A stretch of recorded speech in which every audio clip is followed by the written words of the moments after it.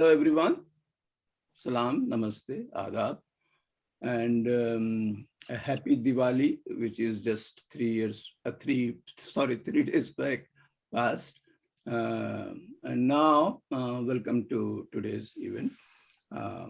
We welcome all three speakers, Dr. Najaf Haider from JNU, Dr. Sudev Sheth from University of Pennsylvania, Wharton School, and Dr. Shadab Banu from Aligarh Muslim University Women's College. It is a moment of pleasure for me particularly, as I know two of the speakers reasonably enough. And I engaged Shadab, I think, a couple of years back in during some issues regarding girls at Aligarh. It's a nice subject today. The title is a little bit unusual for me, but I Googled it. There's a lot of articles on this, the materiality of money in the Mughal Empire.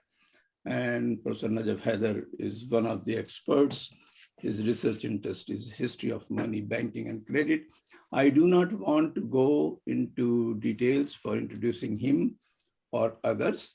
I think rather I will invite Dr. Sudev Sheth to introduce Dr. Najaf Haider. Thank you. Thank you and welcome to everyone today. It's my pleasure and privilege to introduce Professor Dr. Najaf Haider to the audience today. I must begin by saying it's especially a privilege because Professor Haider is actually my own teacher and a mentor of mine. I am part of the North Indian American Diaspora, having been brought up in the US. And in 2009, I made the unusual journey from Berkeley, California to New Delhi, India, to begin studying modern Indian history. And when I joined JNU, there were a group of students who spoke of a person by the name of Professor Najaf Haider, who was a wonderful lecturer and a subject matter expert in Mughal India. So naturally being drawn to the Mughals, as we most of us are, I joined Professor Haider's course in my very first semester at JNU and quickly realized that modern Indian history was less exciting and less interesting for me than the medieval period. So it is because of Professor Haider that I have learned the little that I've learned about the Mughal period, and I've gone on to establish myself as a Mughal historian as well. And of course, through his own writings, we've all learned so much. But more than that, I must emphasize that he is most well known and respected on campus as a generous teacher and a mentor who goes above and beyond his duty to work with students, to read texts with them, and to really identify their strengths in developing projects. So for me, it's especially an honor to be here. And now that I'm on the other side as faculty at Penn, I realize the amount of effort and energy that actually takes. So hats off to Professor Haider for doing that for the next generation.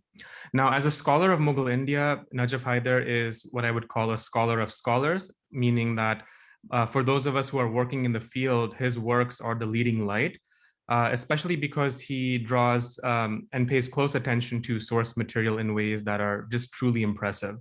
And for the purposes of this talk, I will say that Professor Haider's contributions to the study of money in Mughal India is truly immense, so much so that his own writings have influenced his own teachers. Professor Irfan Habib, in his latest edition of The Agrarian System of Mughal India, acknowledges Professor Haider's work as extremely formative in having him revise some of his own theses. So what greater honor can one achieve than being, sort of motivated by their own teachers to change and revise their work?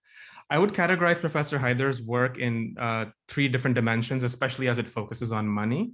The first is his ability to place both numismatic, that is, coin evidence, the physical coins that we have, alongside literary evidence to kind of think about the meaning of money more broadly. And this is a very difficult thing to do for South Asian history because unlike Europe and North America, the kind of evidence we have for India is relatively limited and requires really bringing to bear different skill sets to examine this phenomenon of money.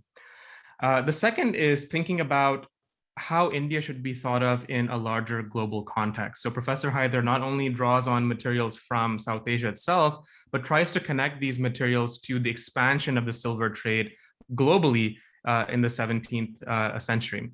So one of his big observations has been to talk about how the silver influx of American silver to the subcontinent had some major implications for how the Mughal Empire and the Mughal state organized itself, but also used that money technology to really enhance its power. And in some senses, their relationship to money also foreshadowed times to come in the 18th century when we see a decline in the empire.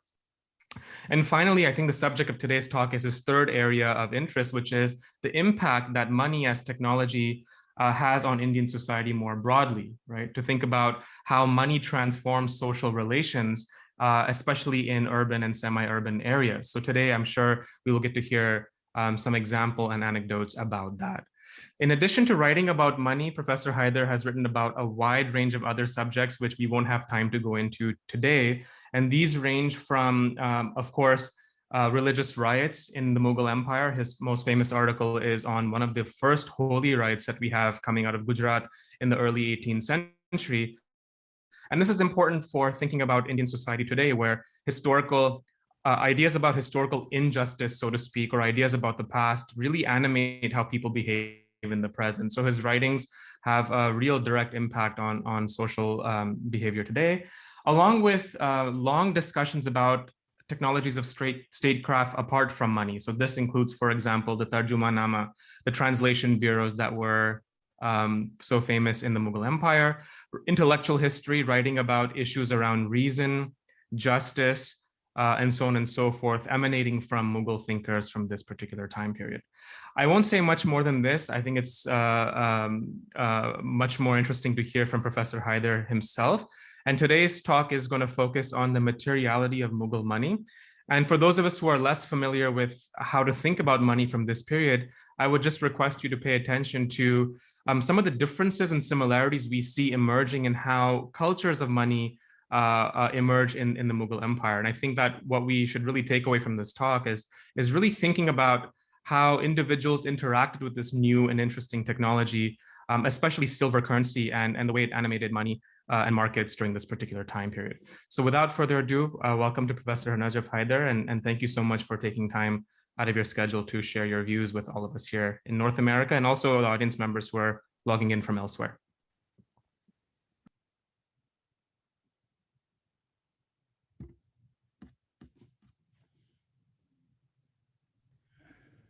Yeah, Dr. Najaf, yeah. Well, I'm trying to upload the PowerPoint, and it says who can share. All participants. You must have clicked on the arrow next to the share screen on the right side. Click on the middle of it. Okay, thank you. Thank you. And yes.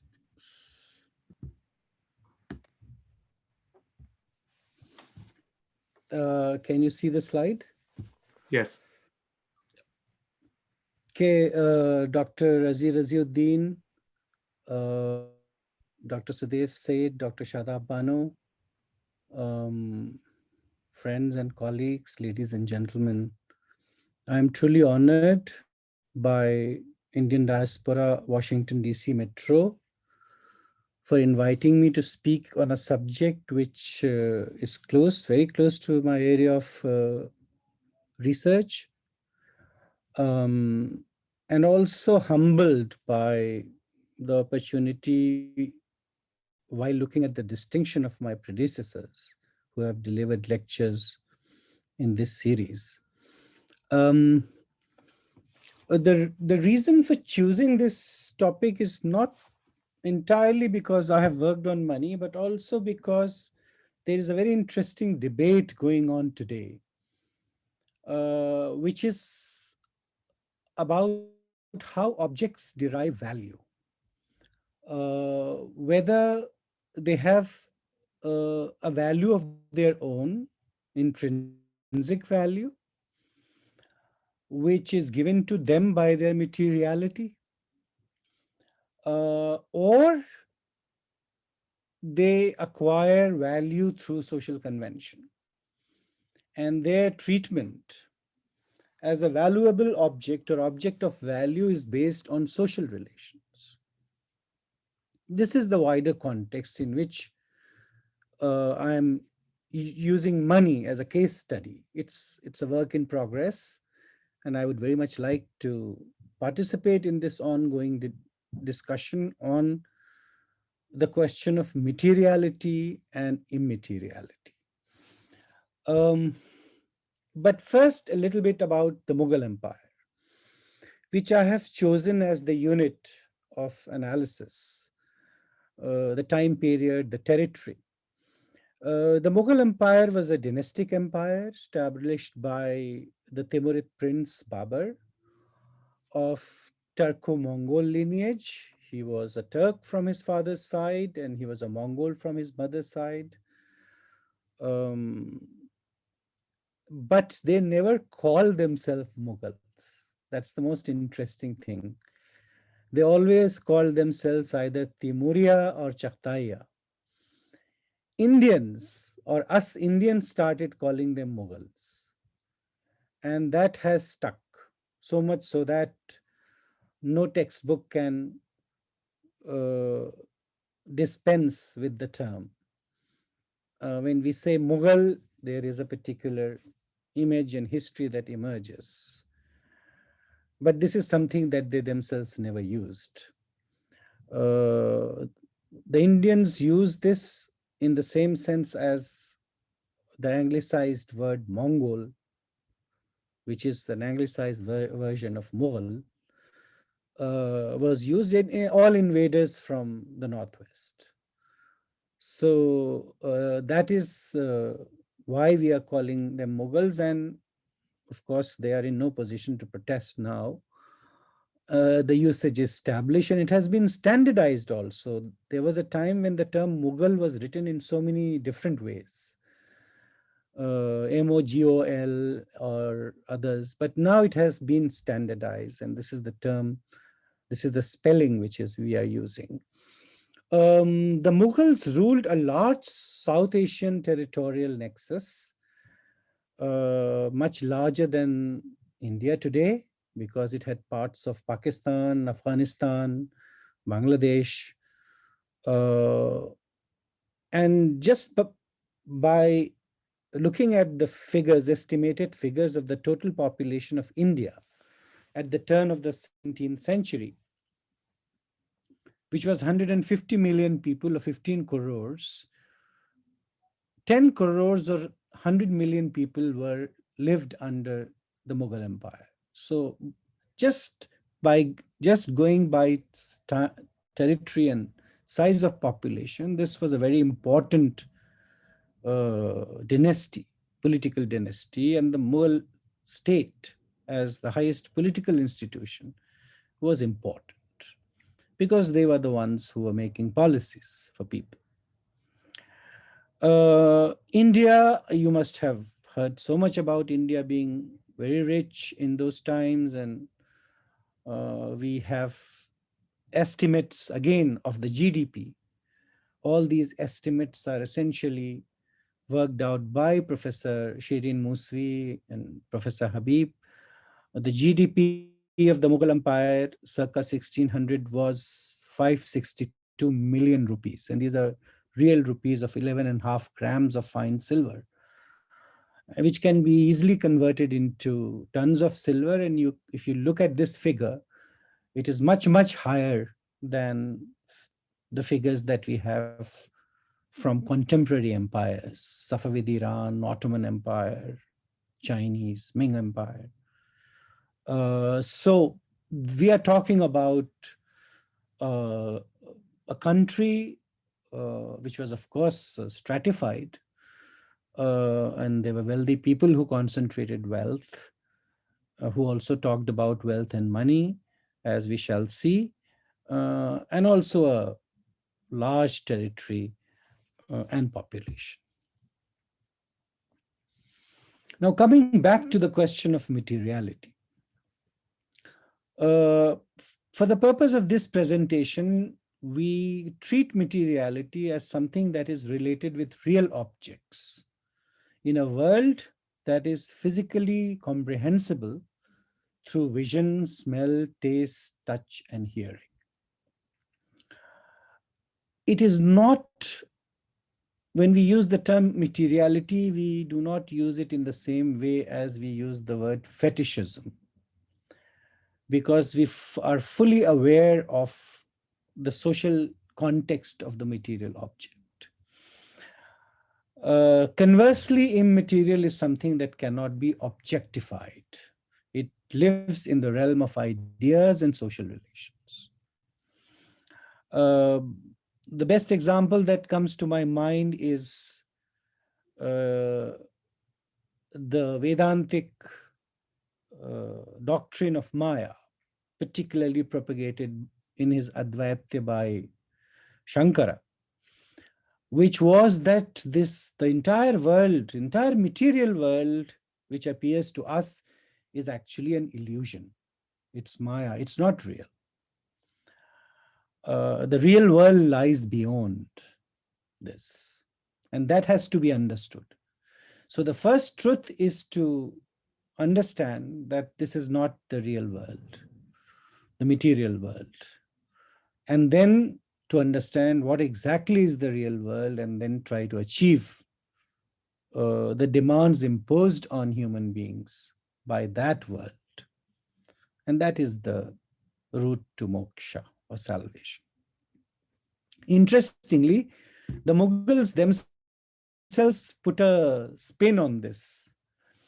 They were familiar with the idea of illusion and reality, and they used it in a very interesting way, in a very interesting expression called Surat and Mani. The dichotomy between Surat and Mani, that is to say, appearance and reality. For them, appearance was what we usually look at, but that is superficial. Whereas Mani, or meaning, is a loaded term, which means that there is a world which is lying beyond this world, material world. And it is not possible for everyone to access this world. Only very few people. And in this famous allegorical painting of Jahangir, giving a book to a Sufi or a scholar, religious scholar, mystic, you can see at the masthead there is a couplet which says that the king is the master of both the worlds.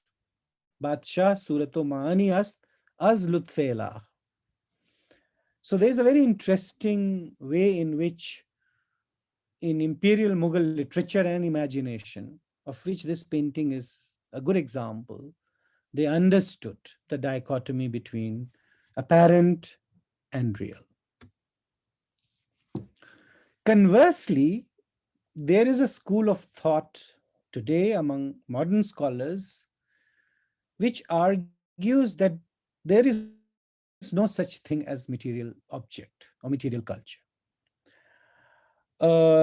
It is not matter, but society and institutions that West value.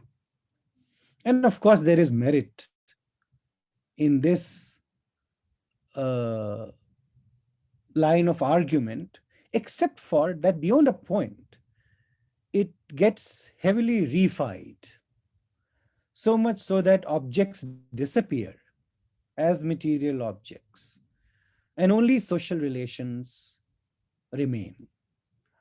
And that is the problem with this approach. And it is with this entry point that I'm all going to present as somebody who would like to look at both sides of the picture. The value of the material object as well as the value which was assigned to it. And both values changed with the passage of time, depending on the historical context. Even in the case of money, which is a material object par excellence, there are two schools. One which argues that money, or particularly metallic money, and we are talking about a society where metallic money was used, not fiduciary money. They argue that metallic money derived its value from the object which is used as money. It's called metallism, the school. Whereas cartelism is another approach which argues that any object can become money when the state or society or social convention treat them as such. So objects themselves do not really have any value. So not only in the debate on whether or not material culture exists and everything exists in the realm of ideas and social relations, there is also a debate in monetary theory on this particular question. Therefore, I believe that the study of material culture involves a complex and fluid relationship between people, images, and things. It's a combination of both materiality and the social context in which the materiality prevails.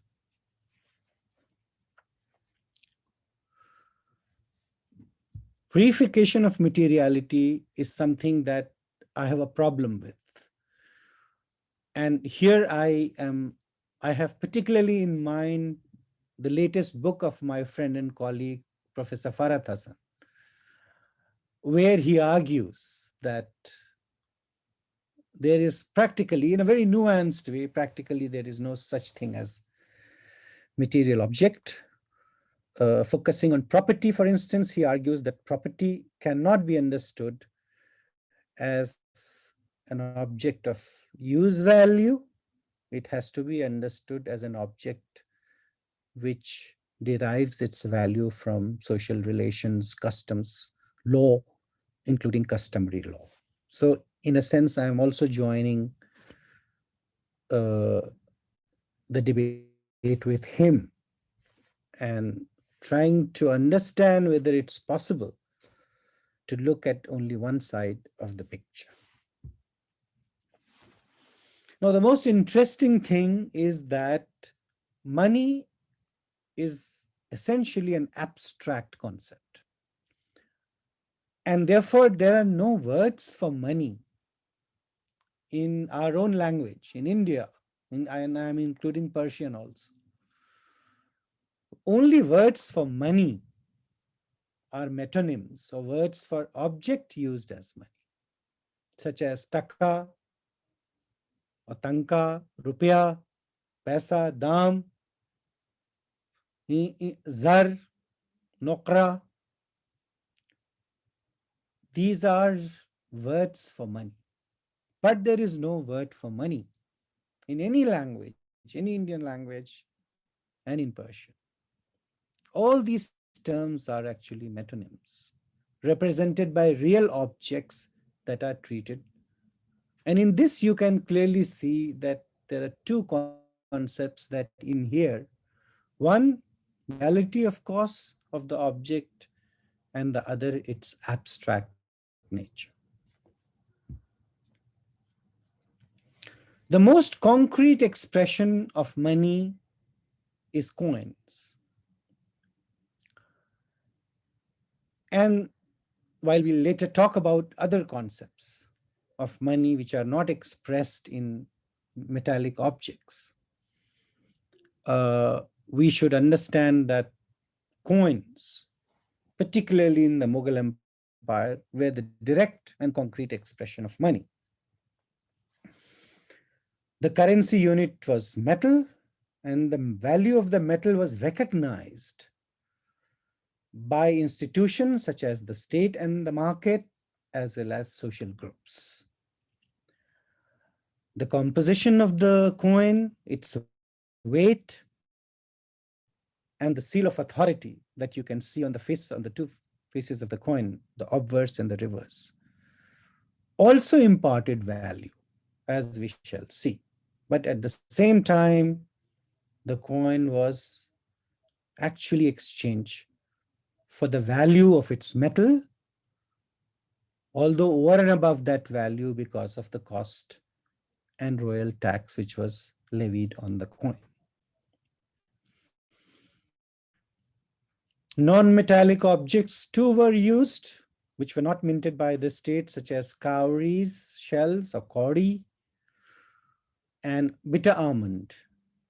Cowries were used mostly on the eastern coast and bitter almonds in the west, particularly Gujarat and the Konkan coast. An exchange for use for petty money for a low-level transaction, and a large part of it was used to exchange for coins, metallic coins. It's very important to emphasize that the Mughal society was heavily monetized. There was exchange of goods, services, and obligations based on money, currency money particularly. There were markets everywhere in villages and of course in towns, qasbas, towns and big towns. Taxes were collected in cash. The Mughal state preferred taking cash money, except for in those areas where the peasants were not able to pay in cash. In a very large part of the empire, cash was preferred because the state spent money in cash to pay its staff, soldiers, bureaucracy, the entire expenditure, including the expenditure of the imperial household, was done using cash. So therefore, cash money was a very important variable and triggered the fiscal cycle of income and expenditure of the state, which had implications for the economy. Now, it is natural to assume that towns, which were centers of craft production, as well as administrative centers, will use money much more than the countryside. But the countryside too used money because, as we saw, taxes were paid, land revenue was paid in cash. So they had to sell their produce in the market, obtain cash, and that cash was paid. So it is fair to say that money was made in the countryside but spent in the town. And that was because of the nature of the Mughal state, where the ruling class resided, unlike the Sasanian Empire, for instance, in cities rather than the countryside. The countryside had its own local ruling classes: Chaudhris, Muqaddams, Khots, Zamindars, Talukdars later, but not the higher nobility. There were concepts of money physically exchanged, and that we can see from a large number of hoards of money that have been recovered. Of course, one can easily be deceived by textual references to money, because texts had the tendency to use formulas which may or may not be true. For instance, a text written during the Mughal period, but talking about the Delhi Sultanate, might use the word rupiah, which was not current in the Delhi Sultanate. So coin hoards are very, very important material evidence because they were not consciously selected, as we shall see. There was money in the bank. There was a very flourishing bank business in the Mughal Empire, run by bankers who maintained ledgers and who also used paper money, as we shall see. In this painting, it's a beautiful Mughal painting. You can see a fight in the marketplace. But for me, the most interesting object is the purse that is hanging by the waist, called kharita in Farsi, which we call theli today. That you can see in many, on many individuals. So every prosperous or wealthy person carried a purse, and there are some very interesting stories of what kind of a purse a person used. Another interesting painting of Fatehpur Sikri when it was built, of the market of Fatehpur Sikri. You can clearly see that there are shopkeepers who are selling their ware and there are buyers who are buying, and Professor Ali Nadeem Rezavi's work on Fatehpur Sikri brings out this particular character, commercial character of the city very well. So these two illustrations are just examples of how monetized the society was. Now, how did a Mughal intellectual or writer like Abul Fazl, who was Akbar's official historian, courtier, friend, ideological counselor, define money? He has a long chapter. He is one of those rare 16th century writers who theorizes on money. How does he define money? In the Ain-e-Akbari, which is the third volume of the Akbarnama, and very different from the first two volumes, which are histories, he says, since most household objects wear off and do not last long, money is needed everywhere.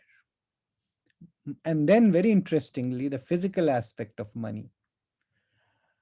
Money, due to the firmness of its matter, ustuar is Jawhar, essence, and toughness of composition is the most durable. So the definition of money is that money, that object which is durable, has a much higher possibility of becoming money than any other objects which is perishable. What is this object? Interesting, another interesting passage in the same chapter on money. Gold.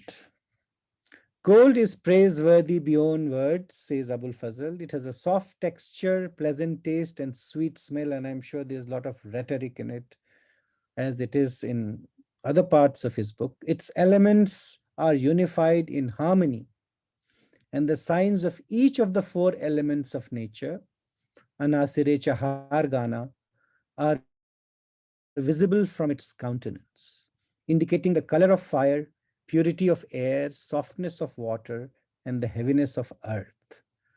Being itself an embodiment of life-giving properties, gold cannot be harmed by the elements, cannot be burnt by fire, affected by air, altered by water, or contaminated by earth. So here is a very interesting view of money as a material object with physical properties. Now, not all these properties came out of Abul Fazl's mind. Some of it is inherited tradition from the Perso-Islamic world, where there was a discussion, there was a philosophy of money, particularly in Nasiruddin Tusi's work or other works of Ghazali, where there is a theorization of money. So some of it is coming from there. Some of it is, of course, Abul Fazl's own original ideas, on which he reflects, living in a society which is monetized and a state which uses money on a large scale. It is also important to mention that in this chapter, Abul Fazl also knows that money is a social entity and classifies people based on their possession of wealth. There is a group of people called Azad who love to have money and spend money. Then there are Dilbasta, and then there are, of course, people who are moderate, called Khiradmand, or people with intellect, wise people who are neither Dilbasta nor Azad, who take the middle path, what we call Miyana Ravi in Urdu, when they accumulate and spend money. Very quickly, about a group which shunned money and wealth, Sufis. And here I'm going back in time from the Mughal Empire and talking mostly about the Delhi Sultanate. Here we again have a very interesting combination of materiality and immateriality. So a Sufi argued that any coin coming from the state is not acceptable because the state is an oppressive entity of his time. And therefore, if you have a bag of coins which you have earned through legitimate means and you put that coin inside the bag, the entire bag will get polluted, contaminated. You can't use, it's not halal. You can't use any of this. A very interesting concept of money. And of course, the famous story of Nizamuddin, the famous Chishti saint of Delhi, that he was visited by a person from what had become Old Delhi at that time, Mehrauli, the first city of Delhi, Dehli-e-Kohna or Dehli-e-Qadim. That was the first Old Delhi. A person came from there and gave him a silver coin called Tanka and said, "This is because I want you to pray for my master." And Sheikh Nizamuddin said that, "Look, my day has ended and I don't need anything. I'm going to depend on tawakkul or God's ability to provide for me, and tomorrow God will provide." And the concept of tawakkul in Islamic mysticism was very important in India, that you should not have regular income. The moment you have regular income, you are not relying on God. So you should leave that to God. Not that they hated money that much. And Nizamuddin actually accepted plenty of money from different people, but he spent it all. Accumulation is something that they really.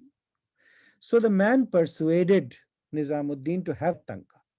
And in his conversation, Amalfuz, Fawaidul Fawad, he says, and this is recorded, that he dreamt that when he was praying, the tanka was pulling his robe down and disturbing him.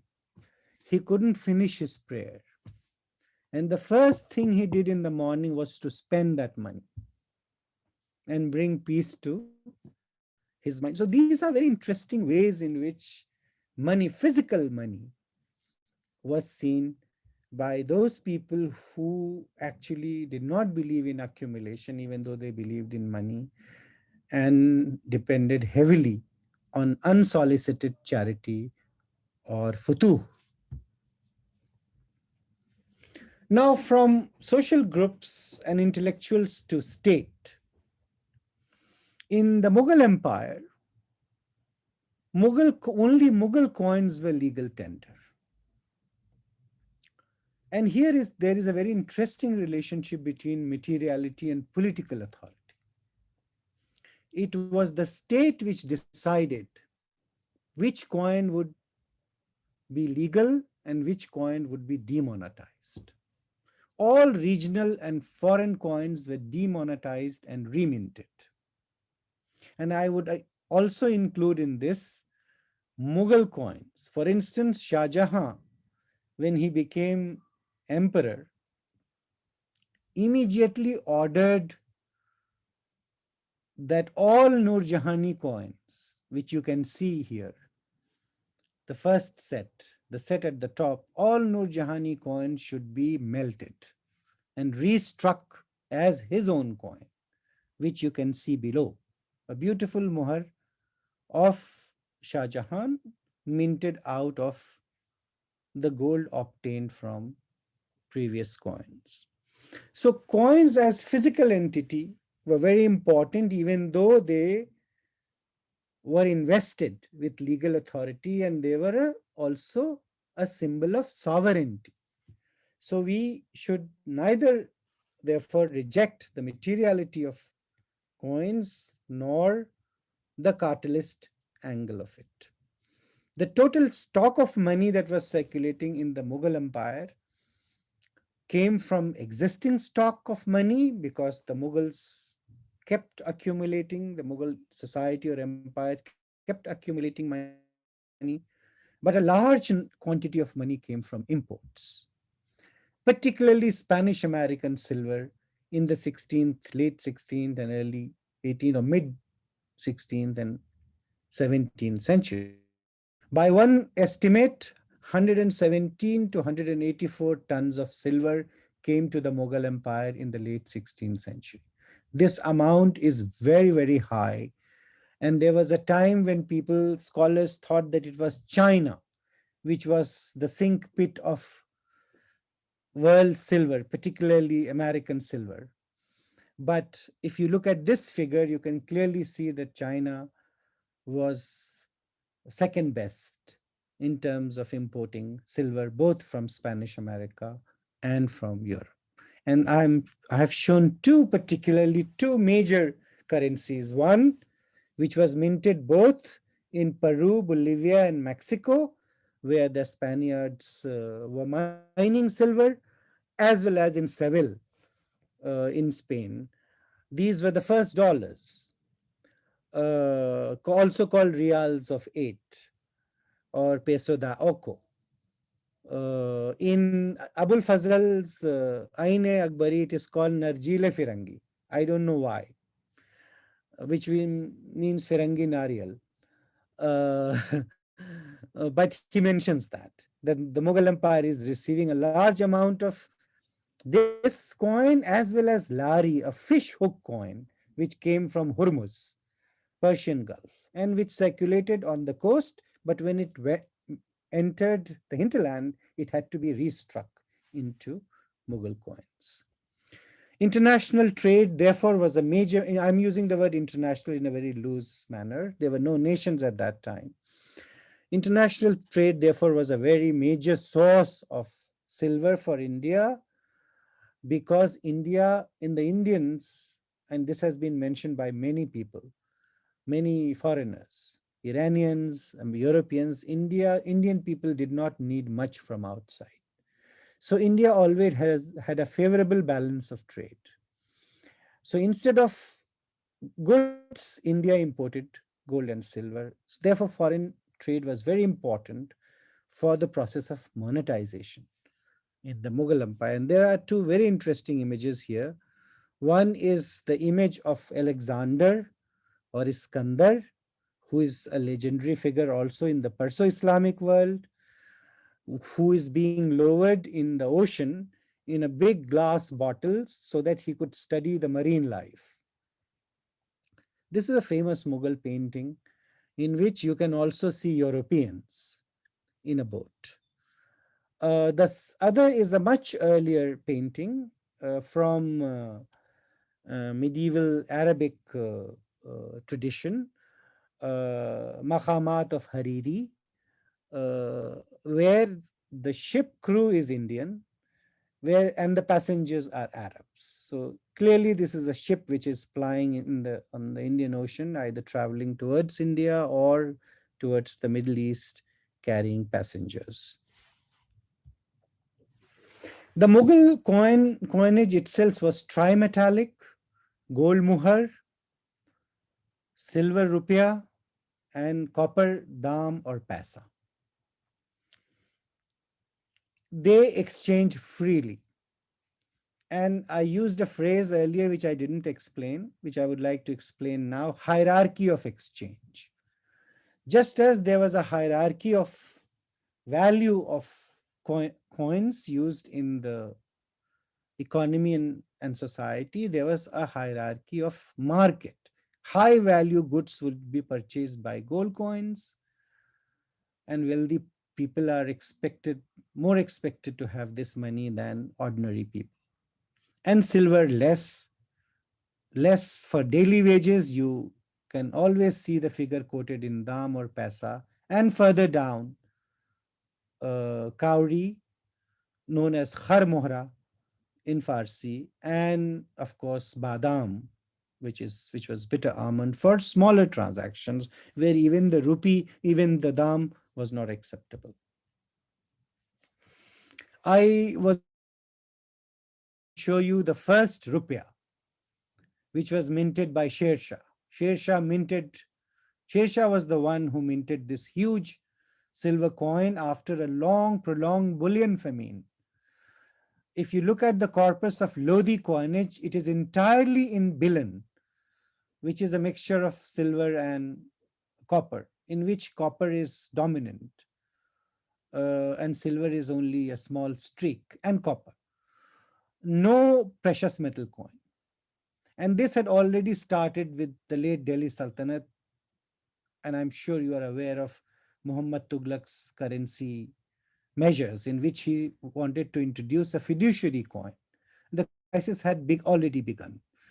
So after a long period, it was Sher Shah who was trying to model his empire on the Delhi Sultanate, classical Delhi Sultanate, minted this rupee, call it rupiah, and wrote his name also in Devanagari on the obverse, Shri Sher Shah. This kind of bilingualism can also be seen in many of his farmans, which are written in Farsi, and on the margins, the Farsi text is transcribed in Devanagari. The language is not changed, but the language was still Persian, but it was transcribed in Devanagari so that people who could not read the Arabic Persian script could read it in Devanagari. So there was a very interesting way in which the Surs promoted the genre of languages which we call Hindivi, or which they called Hindivi at that time. Hindivi was a technical term used for all Indic languages written in Devanagari by Persian writers. All coins were minted in the Mughal Mint or Taksal or Daruz Zarb, which was like a big karkhana, a manufactory.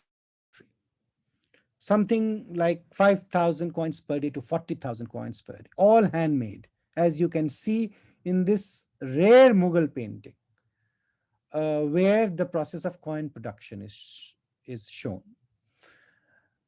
There were mints in major commercial and administrative centers. The mints were controlled by the state, which means that the quality of the coin, its fabric, its shape, the legend inscribed on the coin were all controlled by the state. But how much money the mint was going to mint was controlled by the market, because there was an open coinage system. You could bring your own stuff, own gold, silver, old coins, ornaments, and you can surrender it to the mint. The mint will give you a receipt of how much freshly minted coin or sikka-e-taza you are going to get after, let's say, 5 days or 10 days. So the mint was actually a very important center of craft production and a very important center of mass production of commodity. There was no manufactory in the Mughal Empire which produces objects in such numbers as the mint. You can also see the operation of the mint on the margins of Jahangir's Morakka or album, which is right now in Gulistan Palace Library, Tehran, and that's why not many people can see it. Fine, beautiful deluxe manuscript, where the poet compares the brightness of the eye of the beloved with the luster of the coin. The coin nakh, that was the touchstone or a yar of a bright eye, Deed-e Roshan. So that was the luster of the Mughal coin that could easily be compared with the brightness of the eye of the beloved. Also, a rare Mughal mint account. The Mughals meticulously kept account of how much money was produced, how much was paid to the workers of the mint.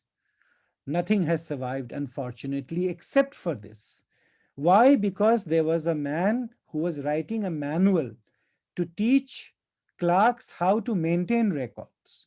And instead of making up a model account, he actually copied a real account. So this is an account of Jama and Kharch, or income and expenditure, of the city of Patna.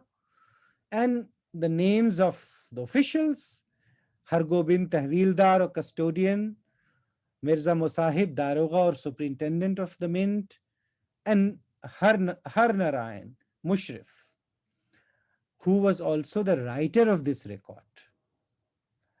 Their names are given, and there are something like 10 folios, 10 or 11 folios of this that have survived, whereas we do not have a single mint record. Just compare it with the record of the London Mint, which survives uninterruptedly for almost 1,000 years. So you can actually have a daily account of how much was produced in the mint and how much was spent. How did the coin derive its value? Coin had an exchange value. So if you want a silver coin to be exchanged for copper, you can go to a money changer or sarraf. In those days, you could not buy things which were listed in one coin and you wanted to pay in another. You couldn't do that. If in the shop, the prices were listed in copper coins, you'll have to tender a copper coin. So what you do, if you only had silver coin, you go to a money changer or sarraf, you change that money into copper coin, you come and buy. The sarraf, of course, exchange money on commission. That was the source of their income. They did many things, but this was a major source. That's why they were called sarraf, or money changers. So every coin had exchange value based on its intrinsic value, plus two more things: cost of production, known as brassage, and seigniorage, royal tax, which was imposed on them, 5%, 2.5%, depending on the time. All this gave the coin its value over and above the metal. Why? Because that discouraged people to demonetize the coin. If you demonetize the coin, you lose all that value, which was added to the coin through this, and you will only have the value of the metal. So here you can see a curious combination, that a large part of the coin derived its value from the object of which it was made, and a little from sources other than that is the state and the market. As a result, when a coin depreciated through wear and tear, through weight loss, as the one you are looking at, the sarraf imposed a discount called batta, or sarf in Farsi. The moment they saw a coin which had this mark, or which had the look, Abul Fazl has a very interesting passage in which he describes how through wear and tear, mas wajaz, coin would lose their value over time. And this was a recognized phenomenon. And therefore, the sarrafs developed a convention in which they started levying discount also on coins which were old, but were full weight coins. That was something which the state always disparaged and tried to control. And if you look at the documents, you will see that there was a war going on between the state and the money changers over this particular value. The state was insisting that all Mughal full weight coins should be accepted at full value, no matter what the year. Each coin had its year inscribed on it, but the sarraf never adhered to this. They even discounted coins which were full value and weight, but were minted, let's say, 2 or 3 years ago. We have a statement from the French jeweler and traveler who visited India in the 17th century, actually visited many times. It's a very interesting statement. The longer a rupee of silver has been coined, the less it is worth in comparison with those newly coined. Clearly, materiality is a factor here, because the old ones, having often passed by hand, become worn and they are in consequence lighter.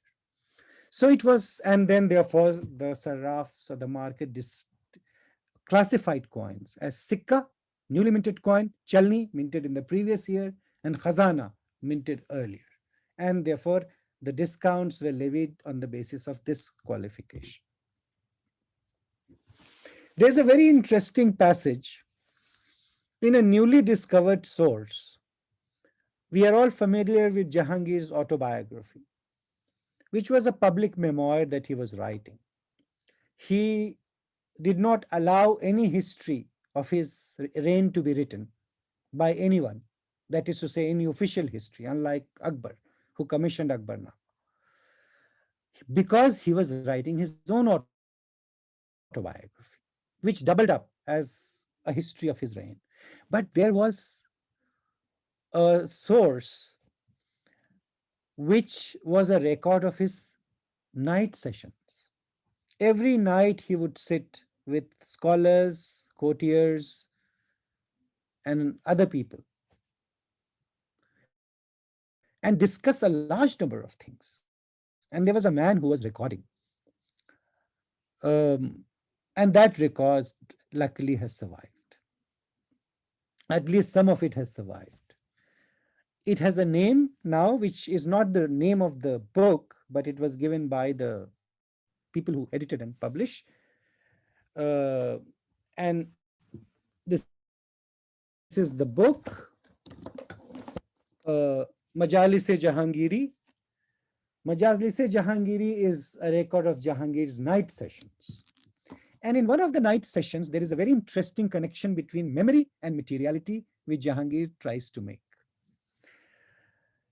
They discovered a hoard of silver coins in the vicinity of Agra, which was the capital of the Mughal Empire. Now, those coins were brought straight to the emperor. The emperor had no idea what these coins were because they were not Indian coins, they were European coins. And the legends were not written in a language that could be read by them. So they invited, in the middle of the night, Jesuit priests who were living in Agra and asked them to read these coins. So these priests, called Padriane Firang, told the emperor that the coins were of Caesar, Caesar, and the image was also of him. The coin had an image of the king. So the first thing that Jahangir asked was, it is wonderful that the silver coin looks so fresh, and this man who lived 1,000 years ago, his face can still be seen and remembered. Now, what can I do that my memory lasts for 1,000 years or more? What can I do? And one of the courtiers said, you don't have to do anything because your coins are much superior in value to these European coins. These European coins have alloy, something like 15% alloy, whereas your coin, silver coins, have 2% alloy. So your coins are much finer than theirs, so you don't really have to do. But I think Jahangir was ambitious. And just look at these. Oh, okay, before that, this is a very interesting painting in which you can see the image of the Byzantine emperor. Standing on the right, this is a famous painting in which Akbar is receiving Parvez and Karan, Rao Karan, the Mewar, the son of Mewar, ruler of Mewar, Rana Amar Singh. We always talk about Rana Pratap, but we don't really know that after the death of Rana Pratap, the house of Mewar and the house of Mughals worked together. So Rao Karan became a great friend of Khurram or Shah Jahan, and they fought battles together. So in this painting, he is receiving Parvez and Rao Karan, and of course other courtiers are also standing, like Murtaza Khan, Farid Bukhari Murtaza Khan, and a very interesting Rajput noble whose name was Anup Roy, in whose name we have the city Anup Shahar. near Aligarh. And he was given a title by Jahangir, Ani Rai Singh Dalan. So he came to be known by that name, and that name is written here, inscribed on his on the image. I showed this image because in this image, Ettinghausen, who studied the image very carefully and wrote a very nice piece called The Emperor's Choice, has read the legend, Badshah Room Dar Zamane Qadim. So obviously this is an image of whatever they thought was either from seeing pictures or from other descriptions was the Byzantine emperor. But what happened in the same year in which Jahangir was shown these portrait coins? He minted these coins. These coins come called Nur Shahi Mohar, 100 tola coins, beautiful coins, in the same year 1611 AD. And it is not a coincidence.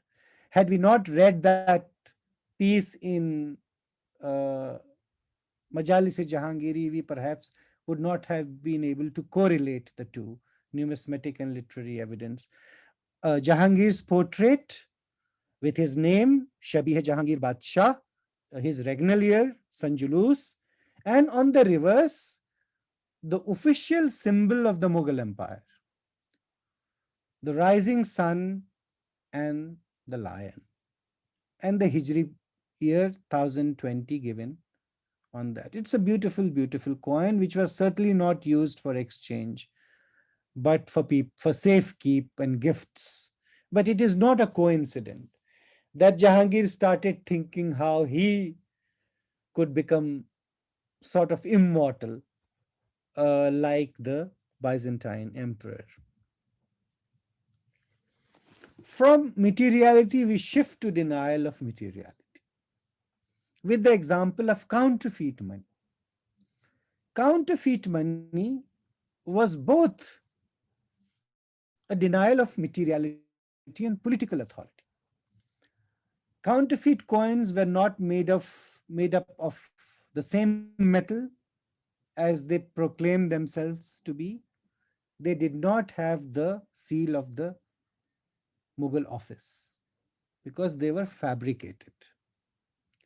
And we have a very nice story in the writings of a Jain merchant, Banarsi Das, who lived through the reigns of Akbar, Jahangir, and Shah Jahan, and wrote his autobiography, the first autobiography of a merchant written in verses, versified biography in half Braj, half Awadhi, called Ardh Kathanak, or half a tale.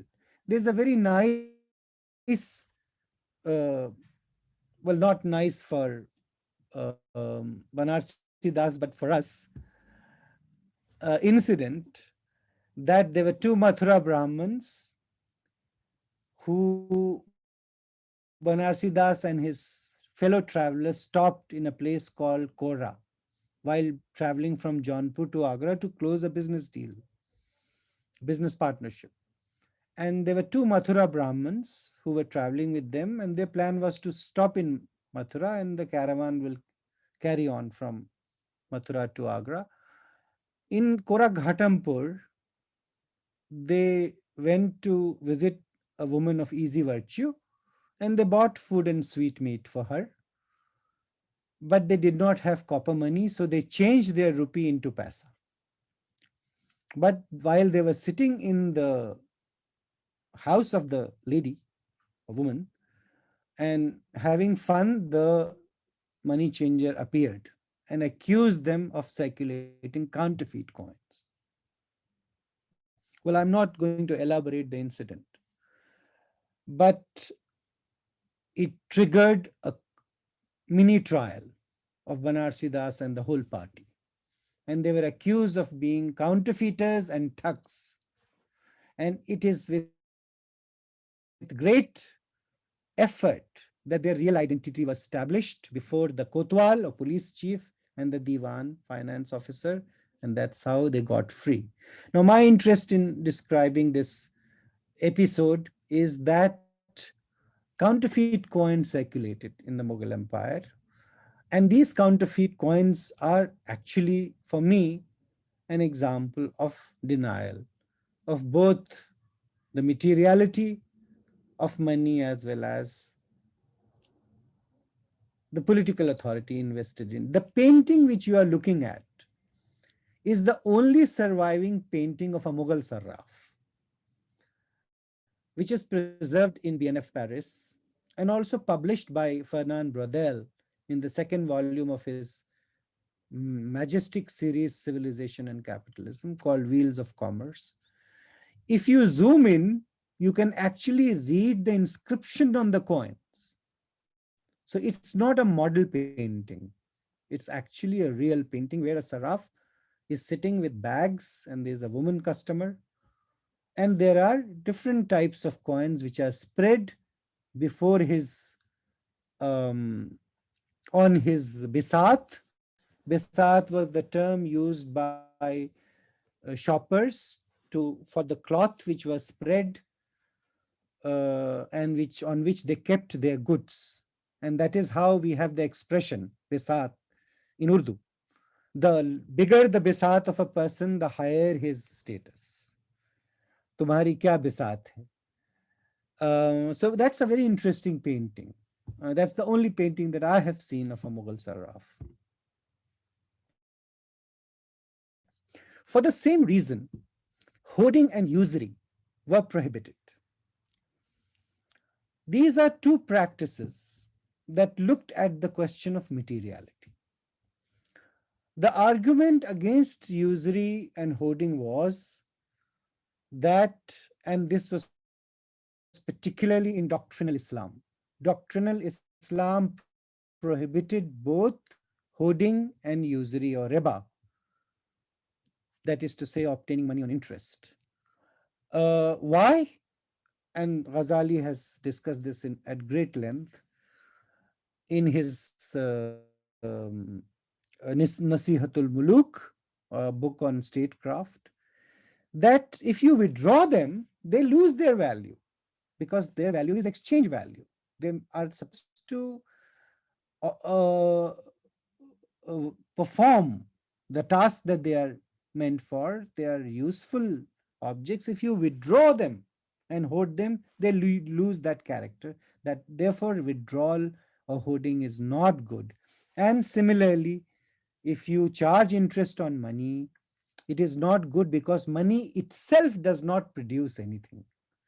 Here is a very interesting interpretation of money, and you can clearly see the impact of Aristotle, who was the first scholar in his Nicomachean Ethics to argue that reproduction is a biological phenomenon.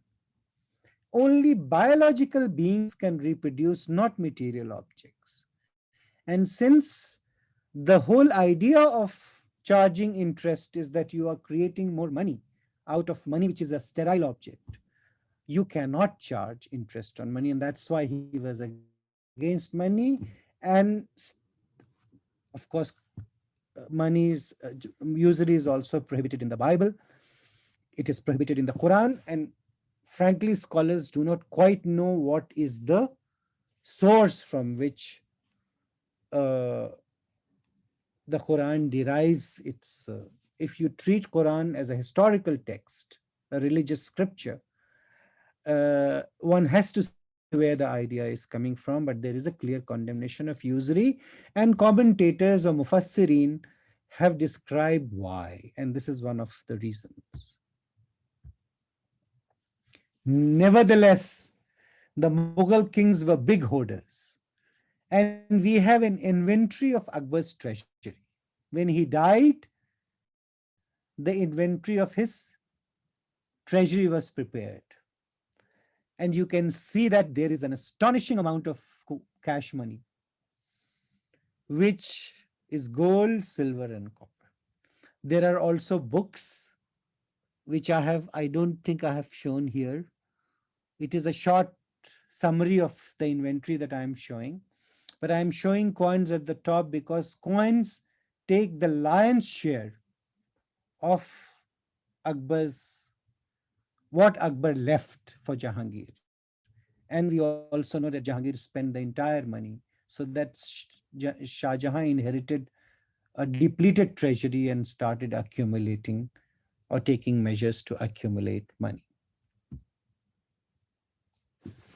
I'll end very soon here just by showing you two slides. This is an inventory of household objects of a common person. And by common, I mean people who were capable of acquiring wealth. This was a man or a family which migrated from Jaunpur and lived in Raisen in Malwa. And for some reason not known to us, the entire family died, including the head of the family, whose name is mentioned, Sayyid Muhammad Isa Jaunpuri. And somebody prepared an inventory of his tarka, what he had left, so that it could be distributed among his survivors, although some of his sons and daughters had also died. But those who survived, and you can clearly see that there are some very, very interesting objects that are listed, such as Tarka Sayyid Isa Mehroom Kutub Yak Sanduk, and number of, written in Siyakh, Rakam, number of books that he had. Zuruf Emis, that is to say utensil made of copper. Zevar wa Parcha, Qabza Shamshir. Swords were always counted as Qabza. And then Tarka of Masammat Bibi Khadija, his wife, which includes cash, Naqad Rupiah, 235 rupees, also written in Rakam. Parcha, which is cloth, different kinds of textiles, Zuruf Emars, and all kinds of. So the purpose of showing this inventory, which is a rare document, is to show you that people accumulated objects and they passed it on to their legitimate heir. In this case, of course, one son who survived, and his name is mentioned in this. And therefore, this is also an aspect of people's accumulation of both cash and valuable that historians have to keep in mind when they talk about reification of objects and when they reject material culture. We also know that there was a concept called money of account, and I will include credit also. The famous European historian Cario Cipolla called it ghost money, that is to say money which exists only in ledgers and it does not exist in circulation. Same with credit paper. Credit by definition is deferred payment. You do not pay immediately, you pay later. And there were all kinds of credit instruments that were used in the Mughal Empire, such as hundi or bill of exchange or sufta, credit papers, checks or sak. And here physical money is not exchanged, but claim to money is exchanged between individuals, between sectors.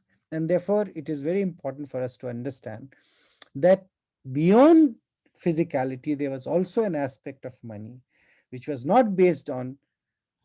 ultimately based on its material possession, because all claims have to be finally settled in cash. If you don't, there will be a crisis, as it happened in Ahmedabad. And I have given the example of Ahmedabad here, where because of the crisis of real physical money changers, the bankers started a tradition of floating credit. If you want payment, if you bring a credit paper, a bill of exchange, they will give you another paper, not cash money. And that through this instrument, they created a very interesting system and that culminated in a virtual riot between money changers and Mahajans or merchants of Ahmedabad. So the point here is that credit is not a substitute of money. It is a supplementary aspect of money. If physical money disappears, then credit alone cannot oil the wheel of exchange, at least for a long period of time, before the society adapts itself. My final slide is about a completely different object, which is worthy of a separate discussion, but I am showing it to you, manuscript. All books in those days were manuscripts. Manuscripts in Mughal library were always graded as first class first, awwal awwal, first class second, awwal doyam, second class second, doyam doyam, and so on. How? Because there was a value assigned to them. And all manuscripts were monetized. If you look at the flyleaf of manuscript, you can read the price of the, you can also read how somebody tried, the new owner tried to tweak with the price. How did the manuscript acquire its value? That is the question, and we are not going to discuss it, but I would only like to mention that the manuscript acquired its value not because it was on a particular theme or of a particular writer like Ghazali or Hafiz. It acquired value because of the paper that was used, and the most expensive paper was Kagaz-e-Firangi, European paper. Ornamentation done by skilled artists. Pamuk's, Orhan Pamuk's book, famous book, My Name is Red, has a very interesting description of an ornamentator known as Muzahib, from the Arabic word zahab for gold, because the ornamentation was always gold, liquid gold.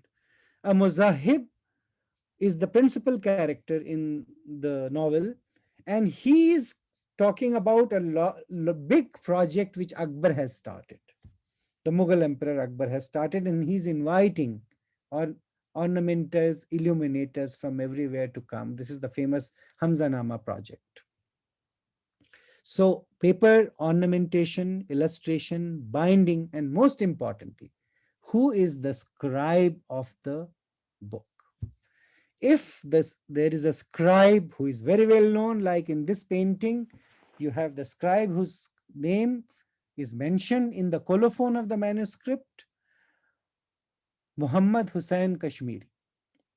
And the painter, who also you can see, it is the first selfie, because you can also see the painter Manohar sitting and painting Muhammad Hussain Kashmiri, but you can read the name here, Manohar Wald Basavan. And here I close my discussion, just to leave it at a point where we can also think of value in other objects and how they acquire and how these values change. Thank you.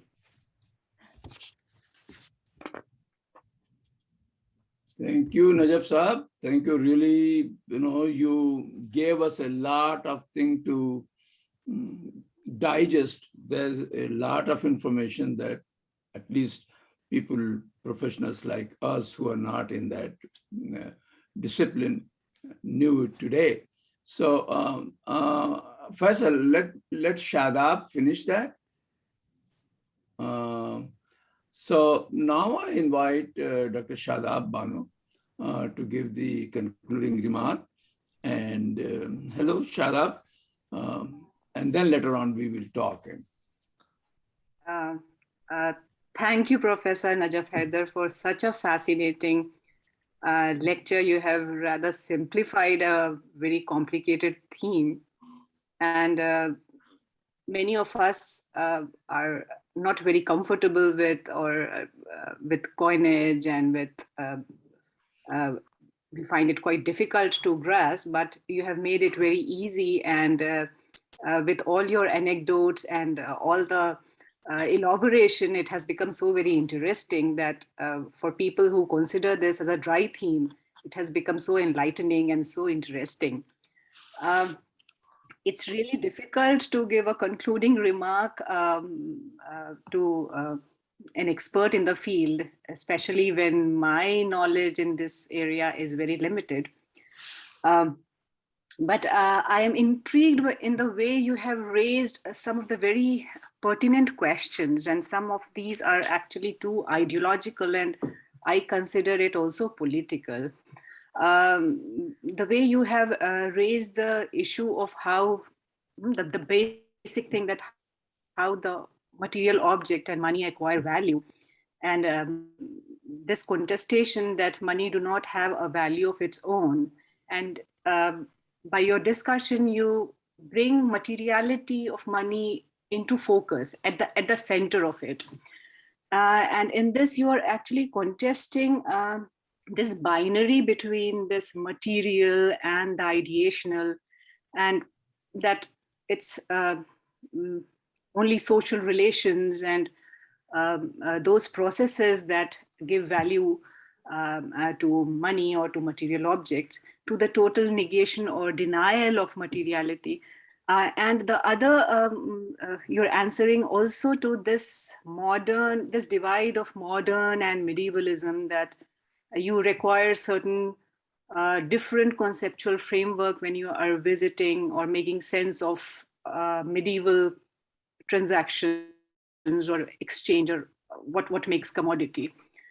So the way you have actually looked into the matter of accumulation, and towards the end of it, you brought in this the document from Raisina that how there were different what men and women were actually inheriting, and what were the material objects that they acquired or they were possessing. Now, these actually bring into some very interesting and important point, especially when we look at the stratified society. And if it was a matter of prestige to acquire goods, or it was not simple commodity transactions, how then are we looking at, these the sections who were in margins or who were disadvantaged groups, whether it was acquiring these objects had simply aspirational value, it had prestige, or it mattered in the form that it gave them, or it accrued benefit to them, it accrued material benefit to them. So these are something that actually is something, it's actually very pertinent to make, especially when we are looking at women possessing property, or what were women doing with cash, and the entire concept of Stridhan. What was that? How much materiality or how much material value were these women attaching to their possessions and to their accumulation? So whether it was simply a matter of prestige for these vulnerable, marginalized groups, or how did they look? How did they actually? What was this Stridhan all about if it was not giving material support to these women? So in my view, when this denial of materiality is there, it works almost in a direction of denying the material base of the socio-cultural, political, economic formation. So here I see a lot, there is much to the political and ideological orientation with which there is this taking this matter purely to the realm of ideas. So I have a problem in the way this primacy is given to ideas and materiality is denied. You have what I find interesting is the way you have taken or you have given materiality is there, you elaborate on materiality, but you also look at the ideational aspect, and you actually cover both in the twin circle of this cash and credit. So you look at both materiality and you elaborate to a great extent to the fineness and to the uniformity and the standardization, and also the way it was, how the money lost its value through depreciation, all that. And at the same time, you're also looking at the immateriality of money, primarily through the credit money. And the other aspect that you emphasize is the political authority and the sovereignty, which actually becomes very interesting.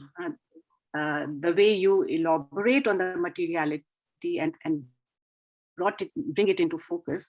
And the point that is emphasized on political authority, that it is both political authority that invests value to money and obviously the physical property of the metal, the gold and the silver. What is interesting is also the point that you make of the political theorists like Abul Fazl, who is acknowledging and recognizing this value through the political authority. But at the same time, the point that is emphasized that it's not the only story, and the physical property of the metal is equally important, or is something that is very significant in giving value to money.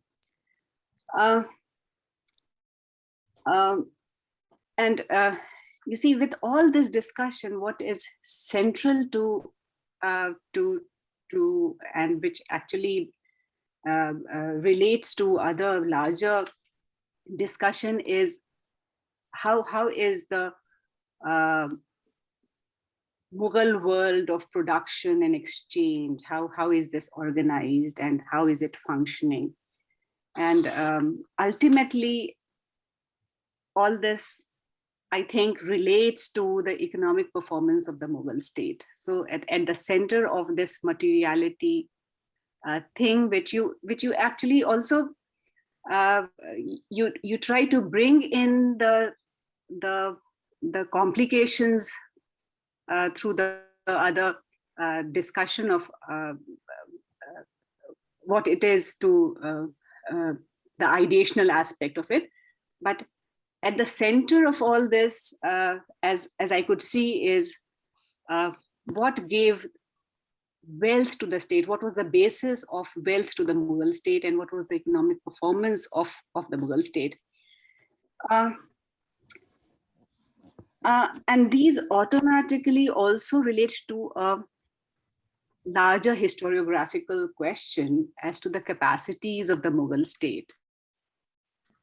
And in this, I think you're also, in a way, addressing the nuanced critique of the pre-modern state in terms of the pre-modern state's capacity and performance that is there. Obviously, you're not hinting at the right-wing critique of the Mughal state, but there are more nuanced critique of the pre-modern state in terms of performance and their capacity, that when you bring in this question of material wealth of the state as well, and the performance and the economic performance of the medieval state and the Mughal state particularly as well, when you bring in you begin with the discussion on GDP of the Mughal state, you bring in the question of what gave the basis to this, to all this intricate functioning of the system. It was ultimately the material wealth, which is very pertinently brought into focus. And I think that when we definitely need to take that into account. The political sovereignty is something that is given enough focus. It is also brought into it has been given what the value of the money is obviously invested through political authority. But at the same time, there is one thing that I would like to point out here is this political authority is not something that is given. This political authority is something that has to be legitimized, and which is something which is continuous, and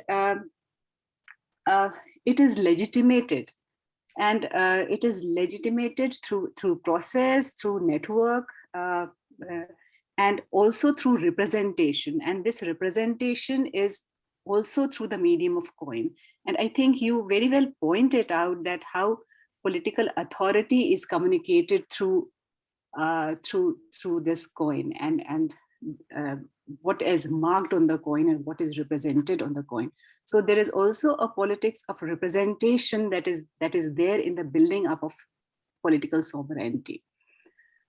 So with this, I thank you once again, Professor Najaf Haider, for such a wonderful lecture. You have really made many things very easy and for the larger public to understand. And you have brought in many pertinent issues, and I think we'll gain much more by further discussion. And some of the points that you have raised, I think we'll have more discussion on that.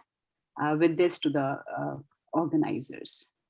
Thank you so much, Dr. Shadab. And now with this, before we go to question answer, here is the coming Saturday's talk. As we do every Saturday, we show you one week before. Majoritarian Nationalism and the Crisis of Democracy in India, Professor Divai Shannon from University of Westminster, London, and Professor Manojit Chatterjee from Fitzwilliam College is going to do the introduction, and Sunita Vishwanath, founder of Hindus for Human Rights, a human rights activist locally here in Washington and in the United States, is going to do the concluding remarks. So next is Dr. Rafat Hussain. Dr. Rafat Hussain is going to take over for question answer session. And before that, a major announcement is that this is the last week before what we call here is the daytime saving time. So from next week onward, India or Pakistani audience is going to lose. Rather, they have to attend at 9:30 instead of 8:30, because our 11 will become 10. So we switch back to 11. That means you have to attend a 1 hour late. Nonetheless, I found it quite, people are very much glued, whether they are asked to attend at 8:30 or 9:30. So from next week, it is going to be 9:30 for Indian subcontinent. Thank you so much, Najaf Sahab and Sudev Seth Sahab and Shadab Sahaba. It was a very different kind of lecture and theme, but we really learned a lot, and it is drawing a lot of curiosity. Over to Dr. Rafat Hussain for question answer. Thank you, Razibai, and thank you for reminding the time change, because it's always a mess. So we will be coming back to the day saving time. So thank you for Professor Haider and Dr. Seth and Dr. Bano. And Dr. Haider or Professor Haider, if you see the comments, people are fascinated. They are fantastic. They say the easy to understand and very informative lecture. So in our series, this was kind of a very different lecture, and I thoroughly enjoyed it. So like any other lecture, we reserve some time for question and answers. And this is now the session is open for question and answer. And you can raise your digital hand or show your interest in chat box. So the first person who showed the interest is our own Dr. Syed Amir. And Syed Amir Saab, please. Thank you, Professor Haider. Very interesting talk.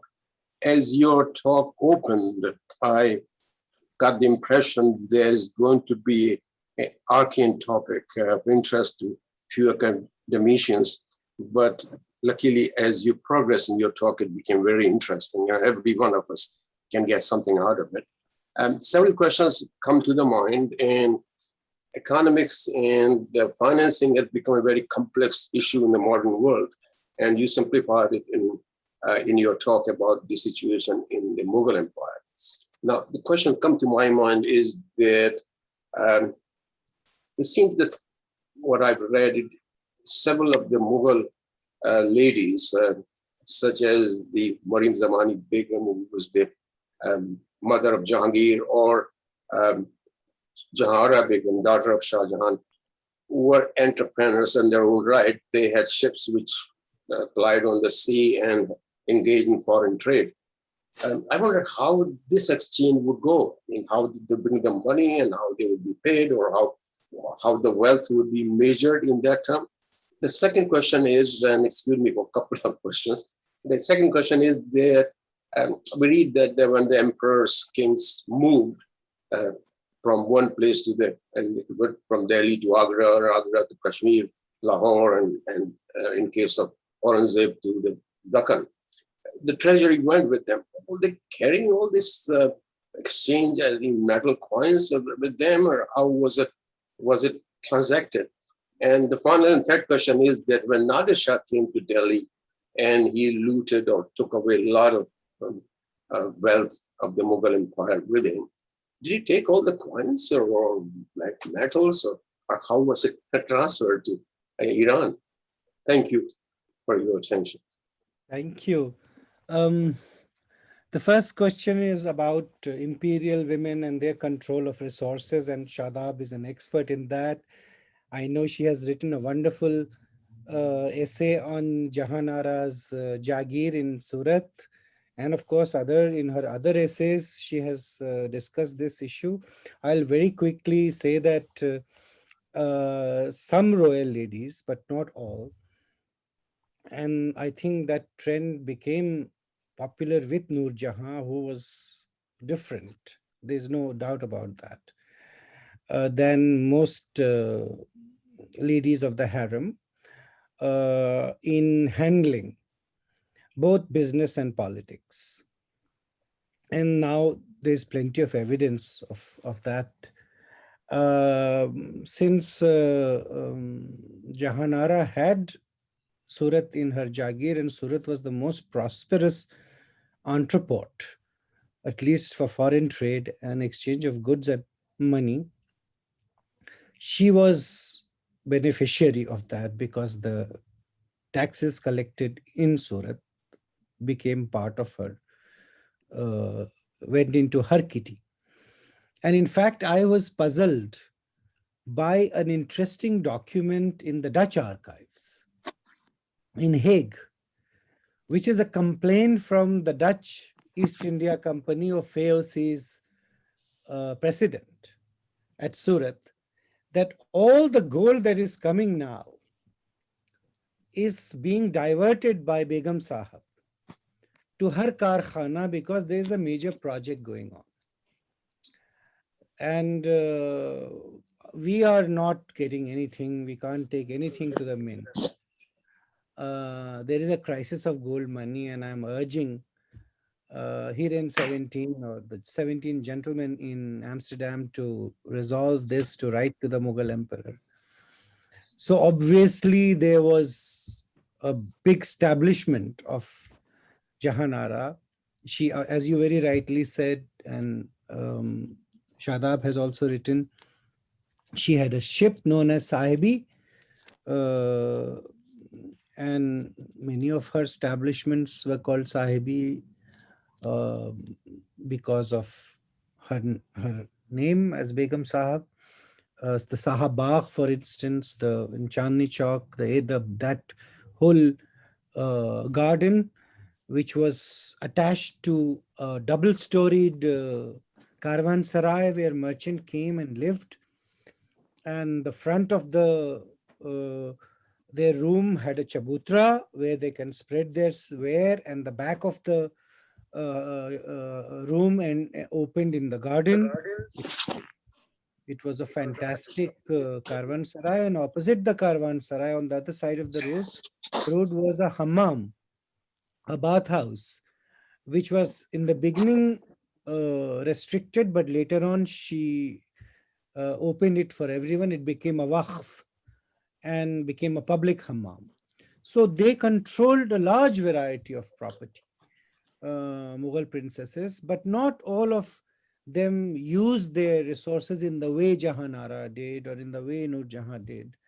So I really think that one should take a closer look at the achievements of these women, both aristocratic and women of the middle class, if you like, and see how they were able to garner and use their resources.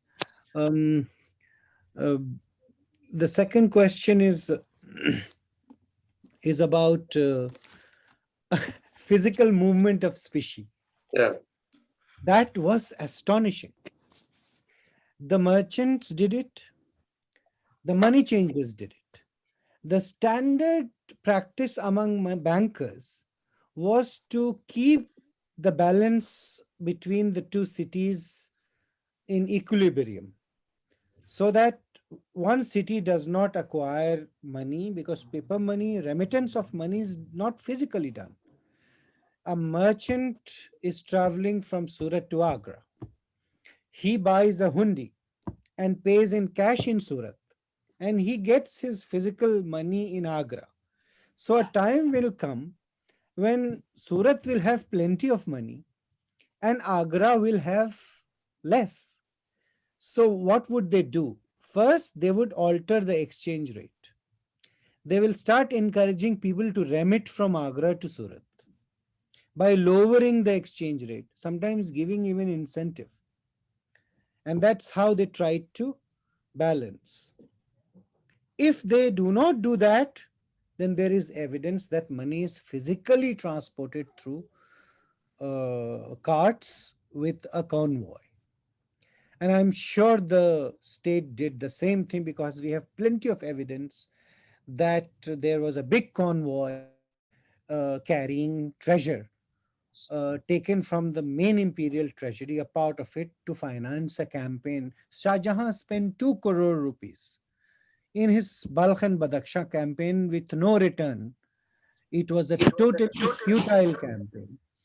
And the amount of money that was spent there was many a time more than the entire Taj Mahal complex.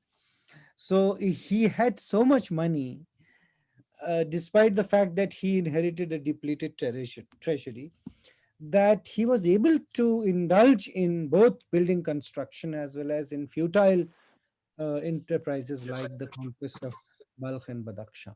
So we have this evidence that physical movement of specie, particularly in invasion, in the case of invasion, both internal and foreign, the first job of the invasion of the imperial treasury. When Salim rebelled against his father and moved from Allahabad to Agra, when Akbar was in the Deccan, his intention was to take possession of the royal treasury.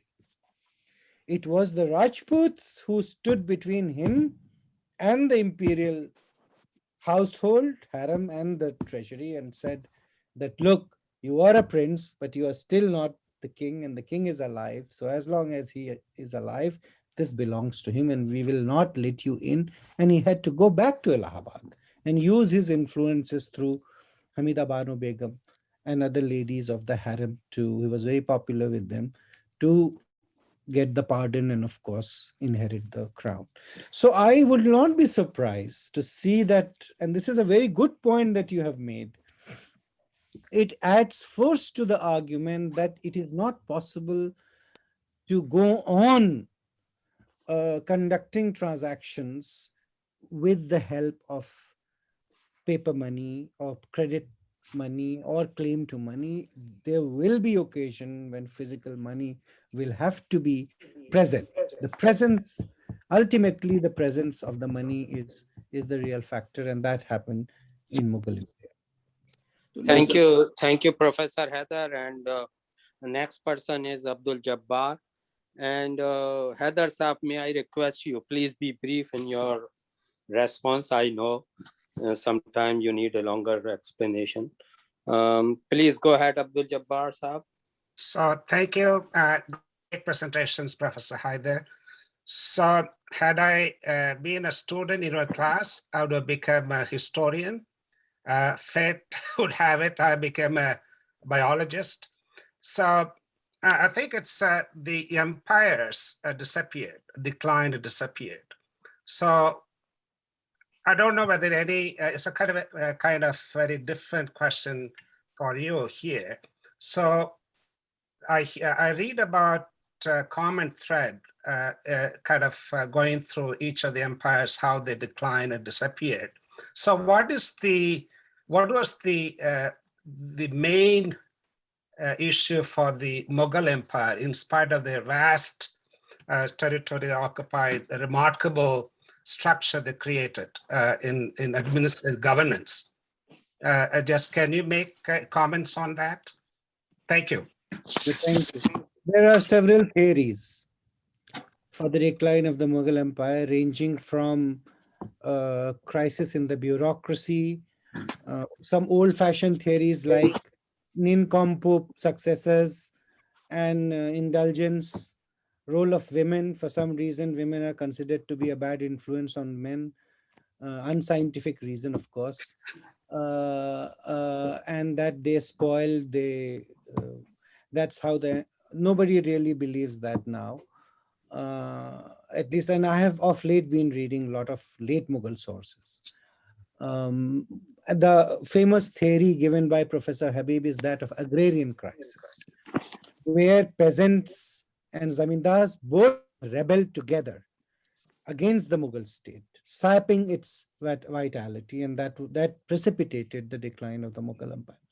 But germane to our discussion is an interesting theory given by an American scholar, Karen Leonard. It's called the Great Firm Theory. The theory is that the Mughal Empire fell because it survived on the finances supplied by bankers, and they started pulling their money. Now, nobody believes in that theory. And in fact, Professor J.F. Richards, who is no more, of Duke University, wrote a full-scale critique of this theory called Mughal State Finances, that Mughals never depended on any group because they themselves had so much money. But that became a very popular theory, the Great Firm Theory. So there are many theories for the decline of the Mughal Empire, which was a slow process. That's why it's not documented in the same way a big catastrophe would be documented. It just happened once. And in short time, it's a long process, slow, and that's why some people didn't even notice until they were out of employment.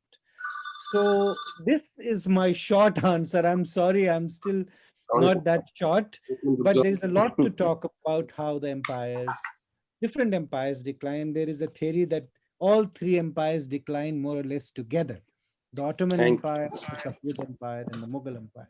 And there has to be some reason common to these. Thank you so much. Thank you so much, Professor. The next person is Dr. Saeed Zadi.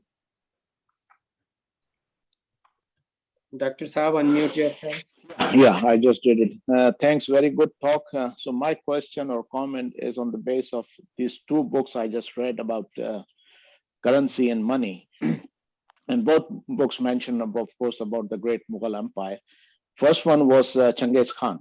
So Genghis Khan was, of course, long before Mughal came. It was he was born in late 1200s. But Kublai Khan and further down the road, they tried to come to India. And they defeated initially, but they penetrated subsequently.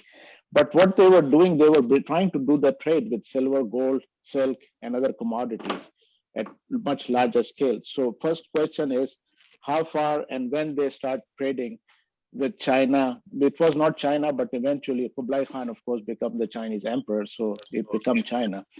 The second book I read, which is started the currency way before you mentioned, is called Bitcoin Standard. I'm sure you read it.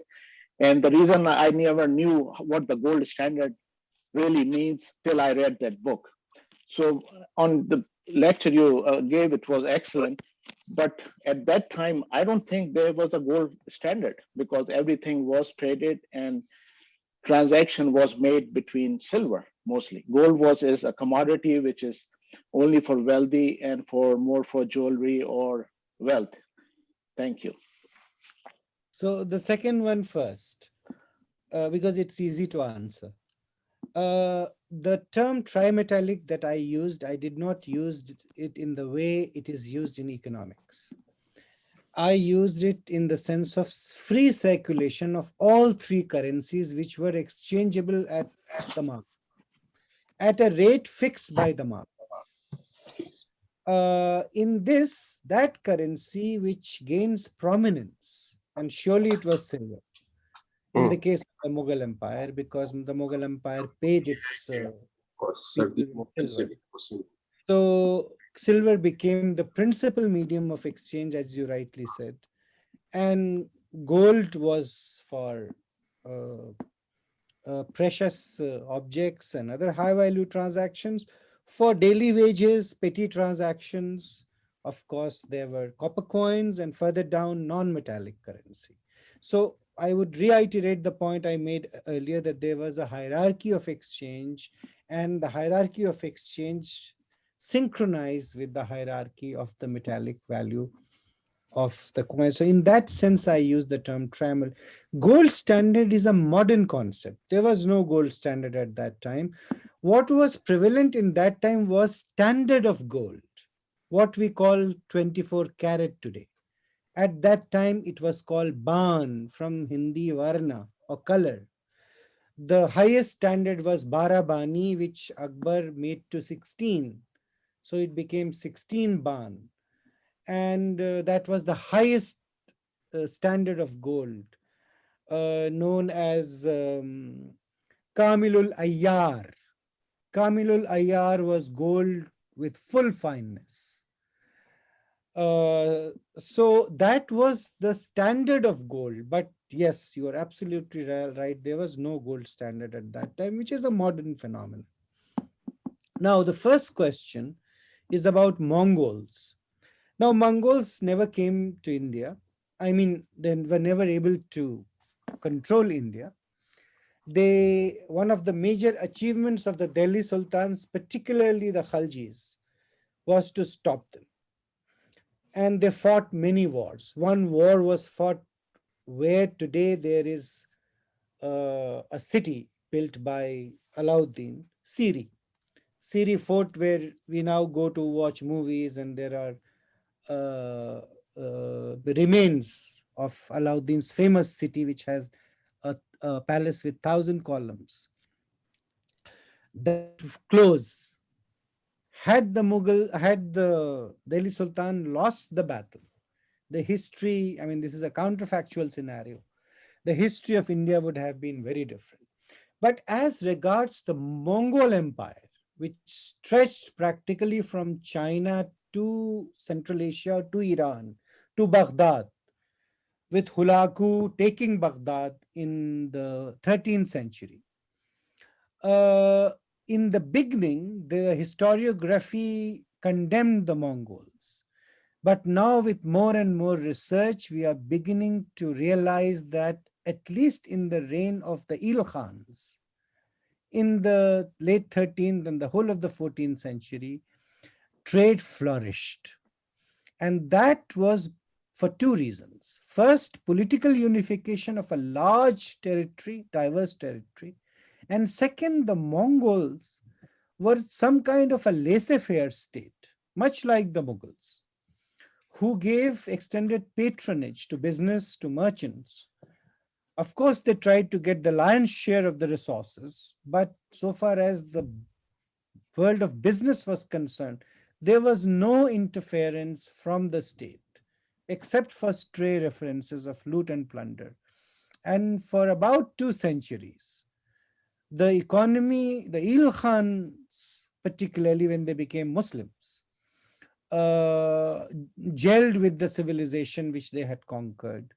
And now there are wonderful books by Ruven Amatai Press and others who have studied the fiscal system of the Mongols, as well as the trading activities of how they unified both maritime and overland caravan and maritime routes so that trade flourished in the region. Thank you. Thank you. Thank you for being brief. There are 3 more people and we do have almost like a 10-15 more minutes. Sayyid Ansa.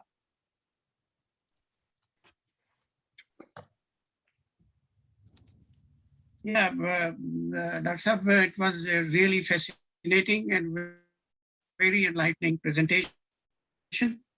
Based on your presentation, if I summarize in my own understanding, then the contribution of an individual gives value to the money. That's what I got understanding.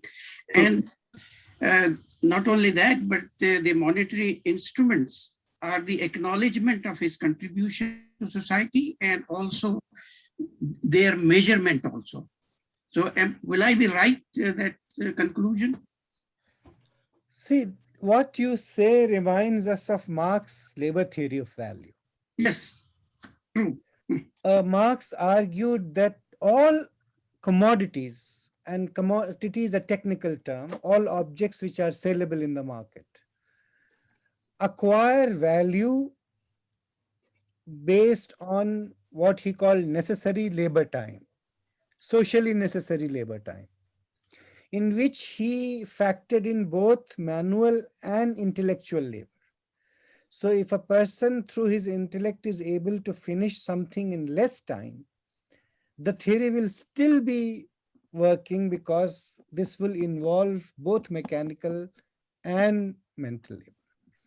So when you say that an object acquires value because of the contribution of an individual, it is very close to the labor theory of value. Now, many people now reject that theory of labor theory of value and argue for market theory of value based on supply and demand, exchange theory of money.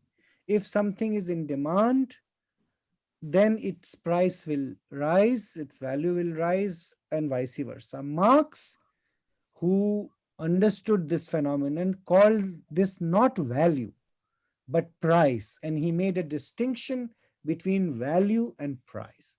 Value was based on necessary, socially necessary labor time, including the time needed for the person to keep his family alive, subsistence time. That is why he used the term socially necessary.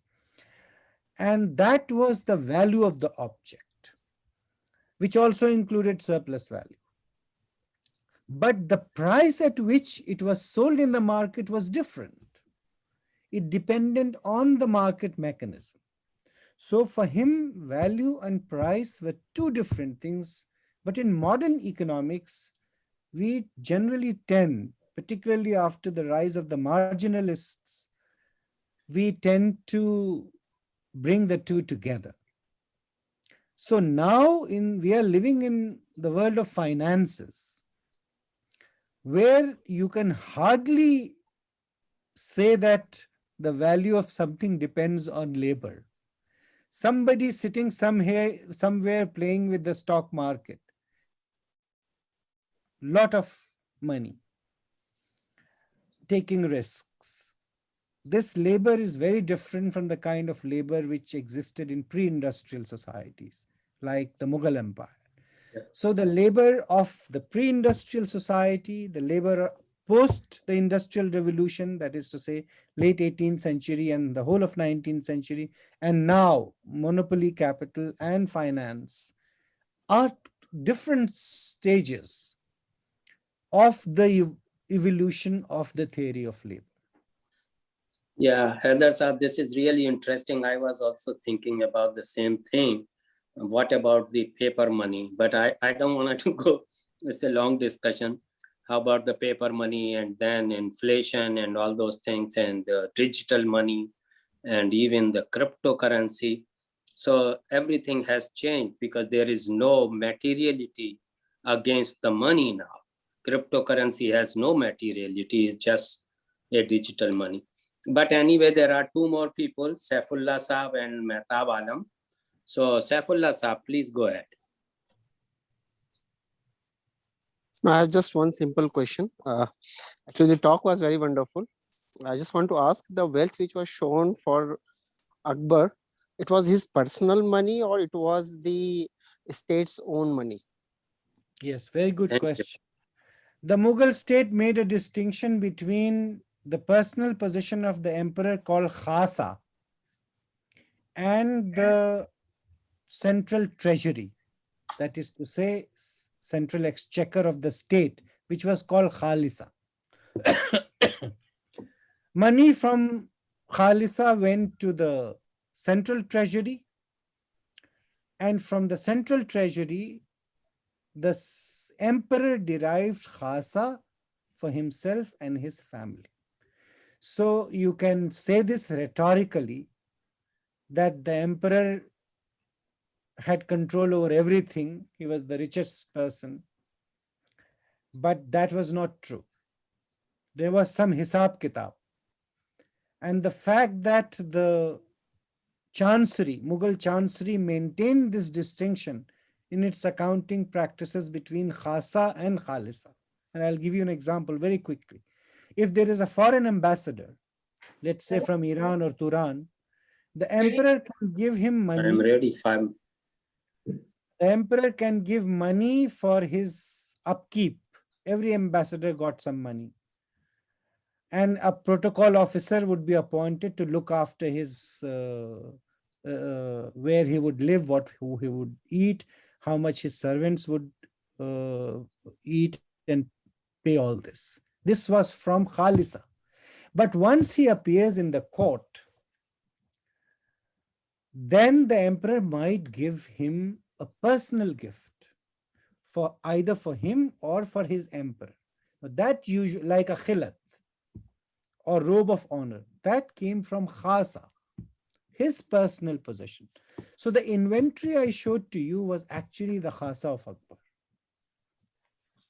अच्छा Najaf साहब के last question जो है अब ये महताब आलम साहब की होगा, and that is it, I guess, because it is past more than 2 hours. I think that's a lot for you and others. Mahtab Alam Sahab, please. Yeah, go ahead, Mehtab Sahab. Rafat, you may leave, you know. No, I'm fine. I have to leave in few minutes. Mehtab Sahab.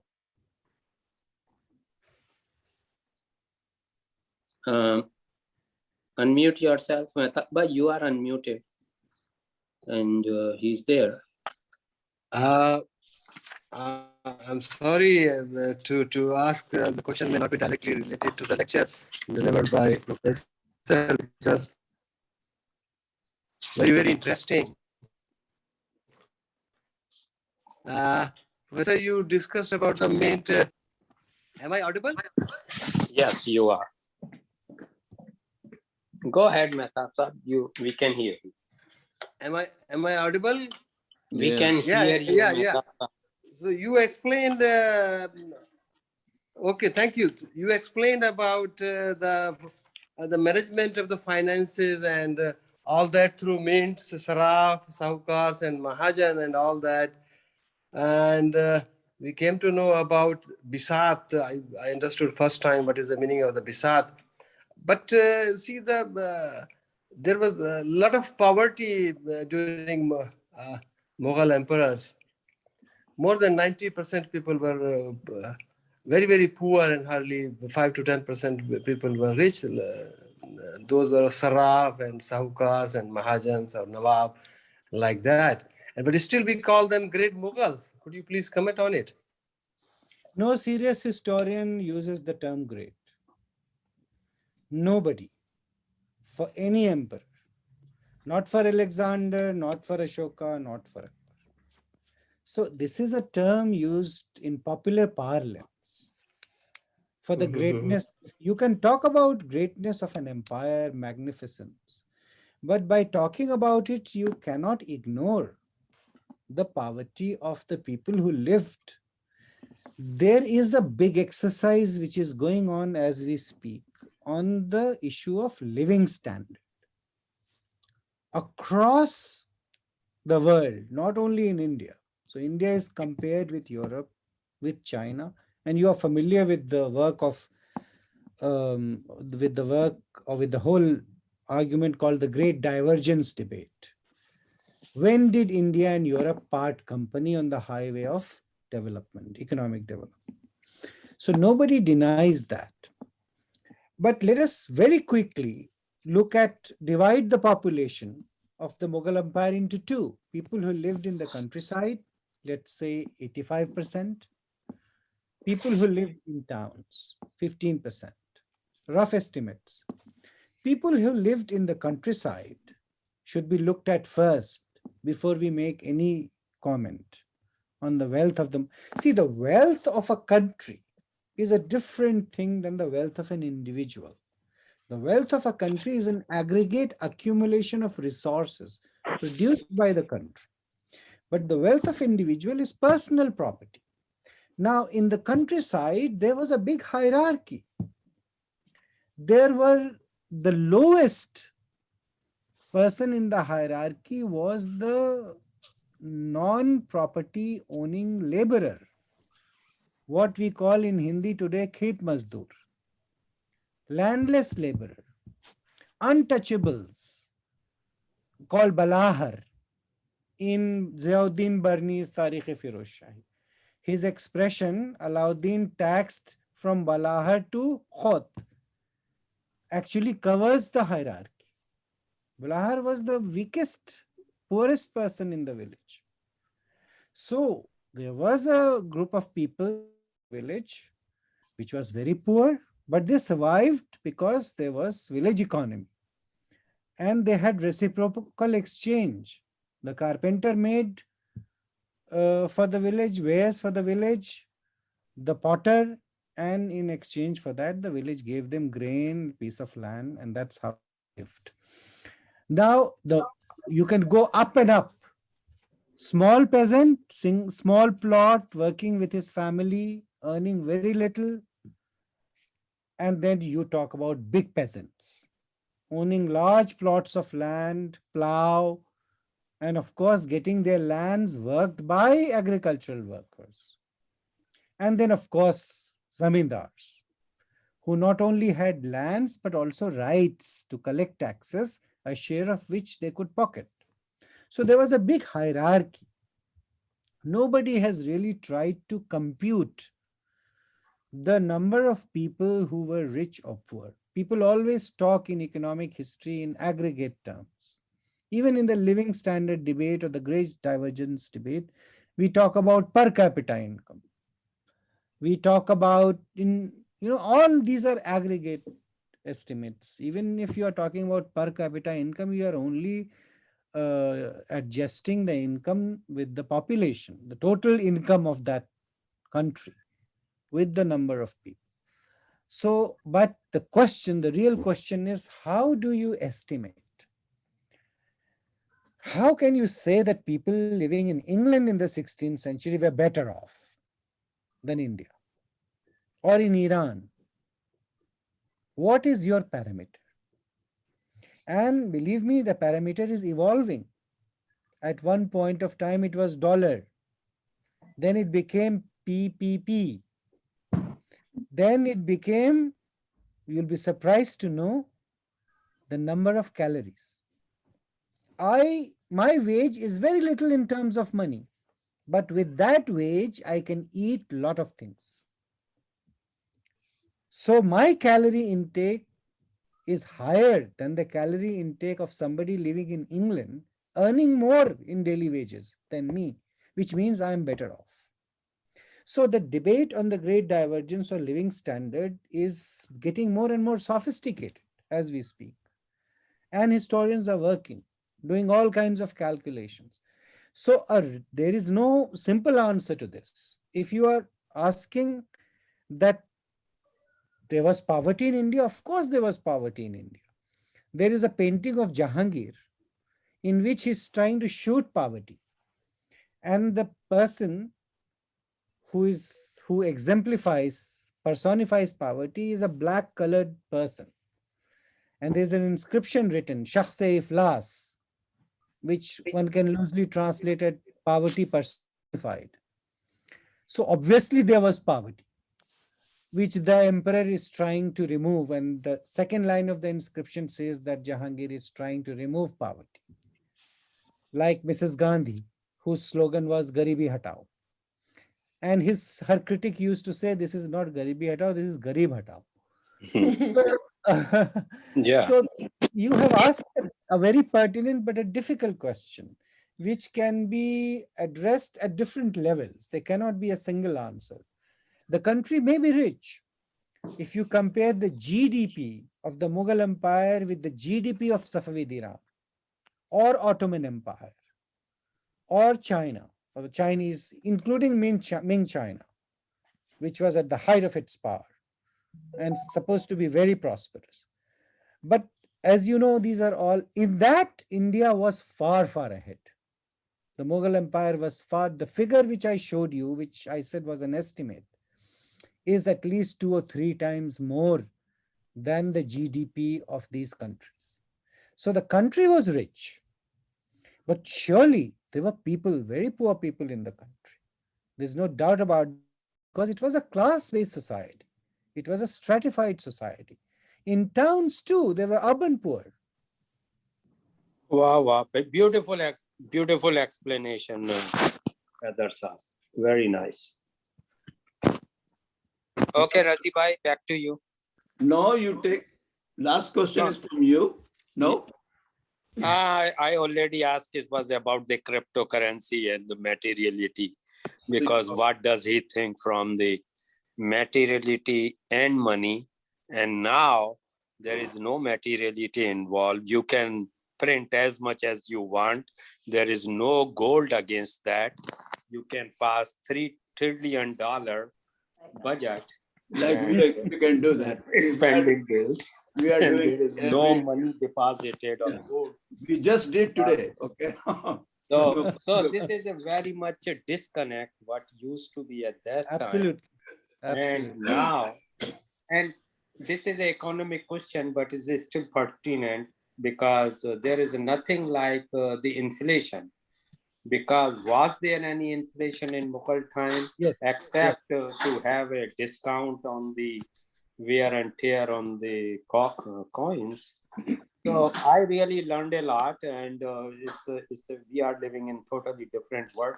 And the explanation I really loved is that calorie intake, that will be the future. How much you eat will be dependent how rich you are or whatever. But it's a fascinating explanation, and I really loved the talk today. But I must tell you, there was inflation in the Mughal Empire. That's good to know. So how the value was going down? See, value of the coin. The rate of inflation in the Mughal Empire was very, very limited. Oh. But if you compare it with Europe, there was something called price revolution. And price revolution was so significant because of Spanish-American silver. There was so much silver in Europe, which never existed before. Tons and tons of silver.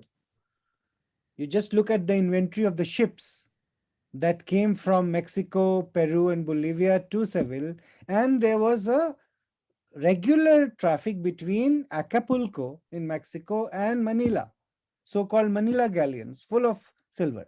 So if the economy is injected with so much silver, obviously there will be inflation, unless the economy has the ability to absorb the money. That economy did not have. And there was price revolution, and the argument is that merchants benefit from this because they sold their wares at high prices and they paid less real wages, even though they may have increased money wages. And the difference between the two, known as profit inflation, was invested in the Industrial Revolution. So one of the reasons for the Industrial Revolution in Europe, in England first, in the late 18th century, and in Europe in the 19th century, was profit inflation, which came from price inflation. Not like anything like that did not happen in India. India, it was a modest inflation. So, Najaf Haider sahab, Perhaps mine is the last one. Uh, what always bothered me was that Mughals, with all this capability and capacity of having a good infrastructure, a lot of treasury, and a lot of brain power also, they had a lot of vision. Why did they fail in not putting any kind of institutional industry, or like when they were having all the upper hands, same time European empires were transforming, putting newer things. What is really behind this? That they were very capable, no doubt about it. They had people who could think many different things. And they were in touch with Europeans and Latin Americans and everywhere on the globe. Why did not they? I mean, there is no record of any institutional thing in this land, whether it is industry or modern education or reform or scientific inventions on any scale. If you go, no, when the British came, they found no institutional thing, rather all the history. So what is this? Yeah, that's a very important question, and frankly, there is no single answer for that. One answer that has been usually given is abundance of cheap manual labor, which dispense with technology. So when the printed Bible was presented before Akbar by the Jesuits, he said, my artists and scribes can make such beautiful Bibles. Why should I install a printing press? This Bible, I mean, he didn't quite say that. He put the Bible on his head. It was polyglot Bible in 4 languages. Put it on his head and walked. He knew it was a holy book, but he was not willing to establish a press. And there is an Englishman, Ovington, who says that the Mughals deliberately did this so that they could keep thousands and thousands of artisans and craftsmen employed. So one quick answer is abundance of cheap labor. The other answer could be cultural. They may have been curious, but this curiosity did not translate into a systematic scientific effort. And there are 2 components to it. One is scientific theory, and the other is application to make an instrument, a piece of technology, a complex combination of tools. So simple tools, of course, they used, and there were some interesting tools that they used, some machines also. There were also some machines, but not any complex tools or not on a large scale. Just look at cannons. Yeah. They could not make cannons because they did not have, and you laugh at this, they did not have bellows enough to melt a large quantity of iron. Their bellows or dhunknis were small. So did not they fear the competition that if they don't have an upper hand, they will be what? They did. That's the reason why Tipu Sultan took assistance from the French and bought guns and tried to modernize his artillery. Yeah. But the Mughals didn't, because the mainstay of the Mughal warfare was still cavalry, not gunpowder. Gunpowder was only supplementing the artillery, and they had such fine archers and cavalry troopers that but empires don't last only by armies, or unless you have many other. So look at the mint. At the same time, when the Surat Mint was producing coins, mints in Florence and in the Ottoman Empire, also in Istanbul, were using machines. and you can still see milled coins. Coins, machine produce ripped coins so that they do not wear and tear. Same Yeah. century. Yeah. But India did not take to machine minting because it was going, it was business. The business was so easy to do. There were hundreds of well-skilled artisans who could So be what, employed cheaply so what in the about, mint. And yeah, what about the scholarship? I mean, suppose there was cheap laborers and plenty of people to do craft work and all those. But when there were so many thinkers, historians, writers, why never they thought that there should be libraries, there should be institutional, big colleges or institutions and all those? I mean, at every level was there yes, reluctance? you're absolutely right. There was scholarship, but it was of a different order. It was not of the same order as we have in the West. Scientific principles, discoveries, there were some, but they were not of the same order. There were lots of scholars. And the amount of book that was written in the Mughal Empire was much, much higher than the Ottoman and the Safavid Empire put together. So there was no dearth of literary culture or book production. But these books were not book of science.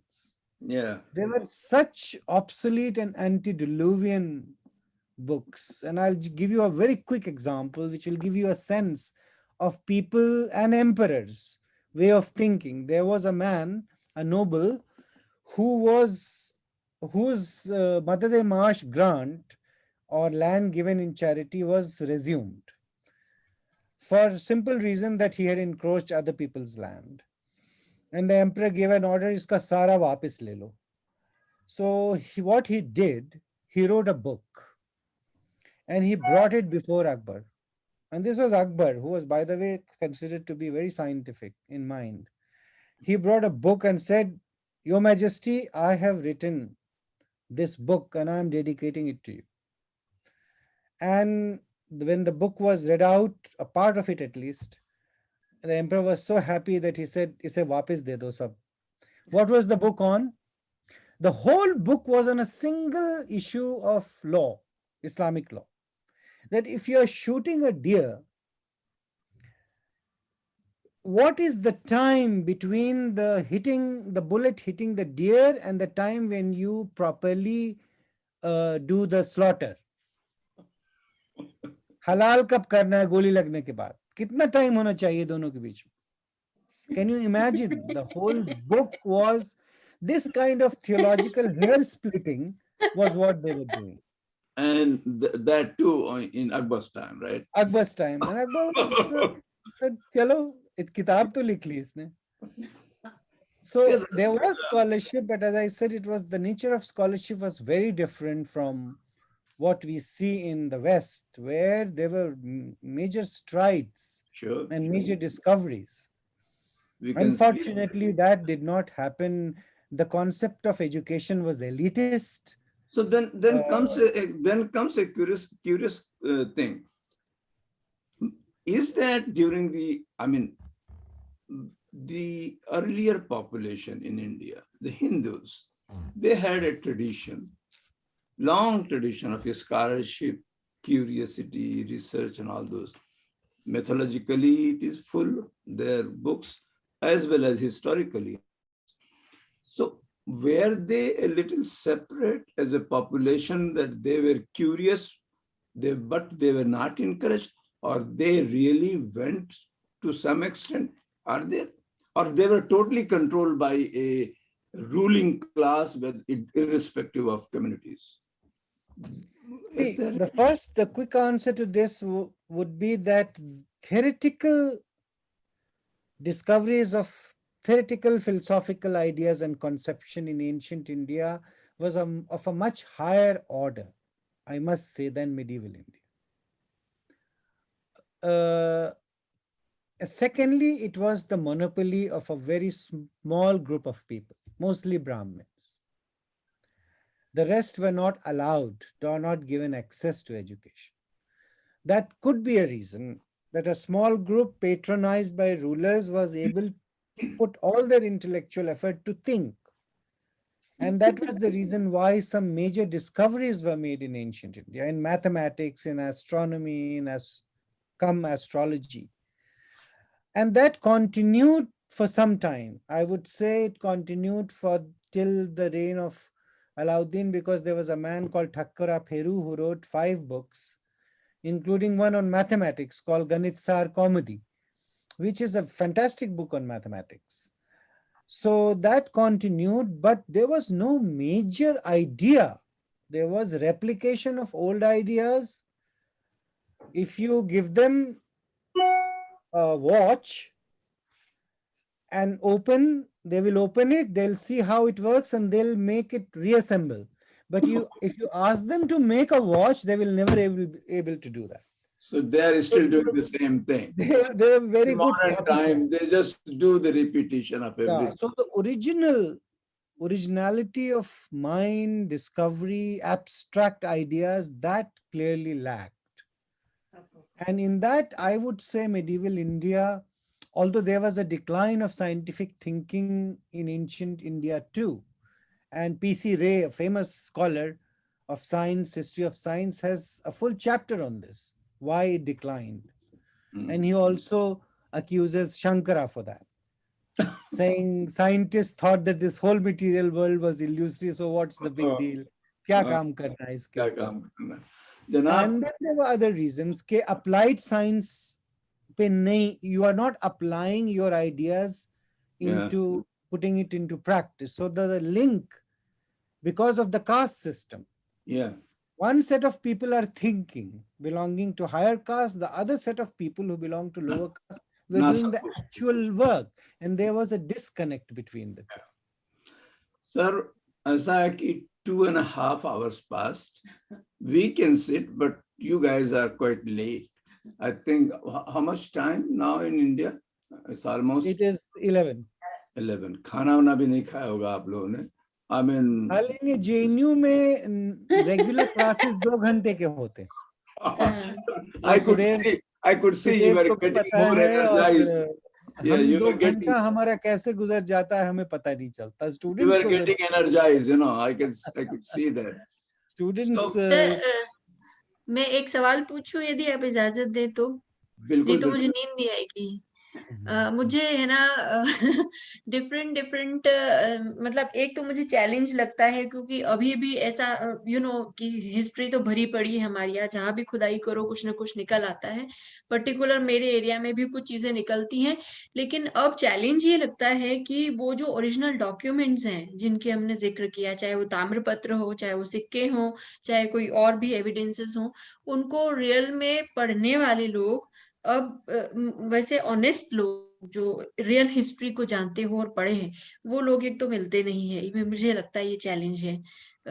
और दूसरा मुझे ये लगता है कि ये मेरी शायद बचकाना सवाल है तो कि सर है ना, देखिए किसी भी साम्राज्य में अपने लेगेसी छोड़ के गए लोग बाग, चाहे वो अशोक हो, चाहे वो अलेक्जेंडर हो, चाहे वो आपने इतना सुंदर मुगल साम्राज्य का बताया, लेकिन मुझे ये परेशान कर रही है बात कि हम हमारे फ्यूचर को, आने वालों को क्या लेगेसी में देके जाएंगे, गूगल पे या डिजिटल मनी या बिटकॉइन, आई डोंट नो. सो किसी भी एम्पायर की कोई ऐसी लेगेसी नहीं होती जो बहुत चले और फ्यूचर को शेप करे. किसी भी एम्पायर, मॉडर्न एम्पायर्स में शायद जैसे ब्रिटिश एम्पायर की अभी तक चल रही है, कुछ शायद आगे फ्यूचर में वो भी खत्म हो जाएगी. तो एक बात तो हमें ये जानना चाहिए हिस्ट्री के छात्रों को विशेषता कि एम्पायर की लेगेसी कई तरह की होती है. अब एक कॉन्फ्रेंस में एक बहुत ही सीनियर प्रोफेसर ने ये दावा किया कि the Mughal empire has not declined. Why? Because it was a cultural empire. और आज भी हिंदुस्तान में मुगलई फूड है, मुगलई कपड़े हैं, मुगलई कल्चर है. तो कल्चरल एम्पायर थी वो, तो आज तक है, उसका डिक्लाइन कभी नहीं हुआ. So it depends on what kind of what angle you are looking at. Politically, the empire disintegrated. But And if the you British see, came and took but if you see in the But Greek, money, because presentation was based on money, you started as, but now जैसे आपने खूबसूरत जहांगीर के सिक्कों का जिक्र किया, वो ये आगे से आगे आप बताते गए. But now what we have, 10 rupees सिक्का वो नहीं, अब जो तो है. fiduciary money है ना. The whole concept changed from real money to fiduciary money. yeah, Now the intrinsic value of the money, 500 रुपए के नोट का intrinsic value 20 रुपए है. है ही नहीं. The value, the face value and intrinsic value were detached from each other. And we have fiduciary money. We have digital money, as somebody rightly said, and people can earn as an astronomical amount of money just by playing with the market digitally. Or hedge funding hai, or risk इस तरह के हैं, derivatives हैं जो banks को bankrupt भी कर सकती हैं. सही है. तो on the legacy जो आपने कहा कि empires की legacy, तो I mean if you see in the Greek and Romans case, I mean इस जमाने के जितने modern concept हम लोग इसमें flourish कर रहे हैं, democracy, senate, debate, freedom, ये सारी इक्वलिटी वाली बात तो खैर नहीं थी उस जमाने की बात, लेकिन फिर भी ये जो मेजर कॉन्सेप्ट्स वेस्ट में फ्लोट हुए और ईस्ट भी मजबूर उसको लेने के लिए, ये सारे तो उन किंगडम सी और उन एम्पायर के जमाने में हुई.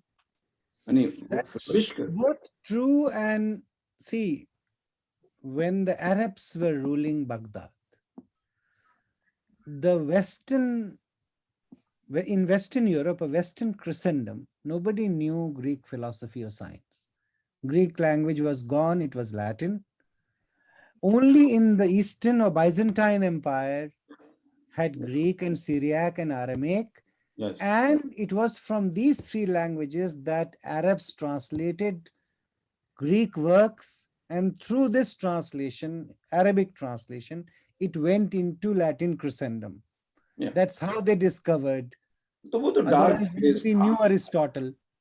Right. So there is a bit of a history of this, that suppose the Islamic Empire was not there or there was no translation bureau, this knowledge would have taken time to get transmitted to. Have taken, yeah. ये तो up and down की बात है ना कि वही Europeans थे, but they became in the dark, the dark period of Europe. So वो थे तो वही Europeans जिन्होंने ये सब दिया सबको. और अरब्स को भी जो मिला, जो कुछ भी था, वो कहते हैं कि वो golden period में भी वो repetition ही था, except algebra and something. That's true. That's very true. Yeah. No major discoveries, and Greek sciences and Greek ideas still held premises. Yes. तो अब हम लोग एक दूसरे को बाय बाय कहें, खुदा हाफिज कहें, बाय बाय करके आपको भी छोड़ देते हैं. बहुत देर हो गई. वैसे it was very interesting and very engaging. And जाते जाते वो शादाब से हमने पूछना था, इन्होंने हमसे ज्यादा बात तो नहीं की. किसी जमाने में हमारा आपका कुछ एक्सचेंज हुआ करता था. जब अलीगढ़ की लड़कियां केजेस में थी तो वो केज हटा कि नहीं हटा कभी? वो केज वो एक जमाने में बहुत हॉट हो गया था डिस्कशन, जिसमें हमारा नाम भी आ गया था, आपका भी आया था, लाइब्रेरी के सिलसिले में. जो डिबेट है about institutions and structures and processes, मैं फिर से वापस उसी की बात करूंगी कि मेंबरशिप तो मिल गई लाइब्रेरी, वो उसका कोई खास मतलब नहीं बचा है, और वो पुराने ही सारे तरीकों में हैं अभी भी. और there is a big denial of this right, and students are mainly using their limited library in the college itself. And it's quite an uphill task to actually motivate the authorities to think about the women's rights to mobility and experience learning in a very equal way. This concept of, you see, equality in higher learning is something that is totally missing there, and which is very structural and it also. Even Tariq Mansoor साहब के ज़माने में भी कोई change नहीं है ज़मीनुद्दीन साहब के ज़माने से. You see, it requires a lot of mobilization and a lot of orientation also of the teachers, because ultimately, how much are we going? We need to encourage students to go to the library and have a reading culture, which I think we need to promote in the university. And this is a problem, and I think that my voice has become a very lone voice, and it is seen as a troublemaker all the time, raising issues of women on the campus. So I feel sometimes marginalized. But making difference, that is the issue is technical also. I mean, all the boys students in Maulana Azad library, they go and sit in large reading rooms for their exam, for preparation and all those.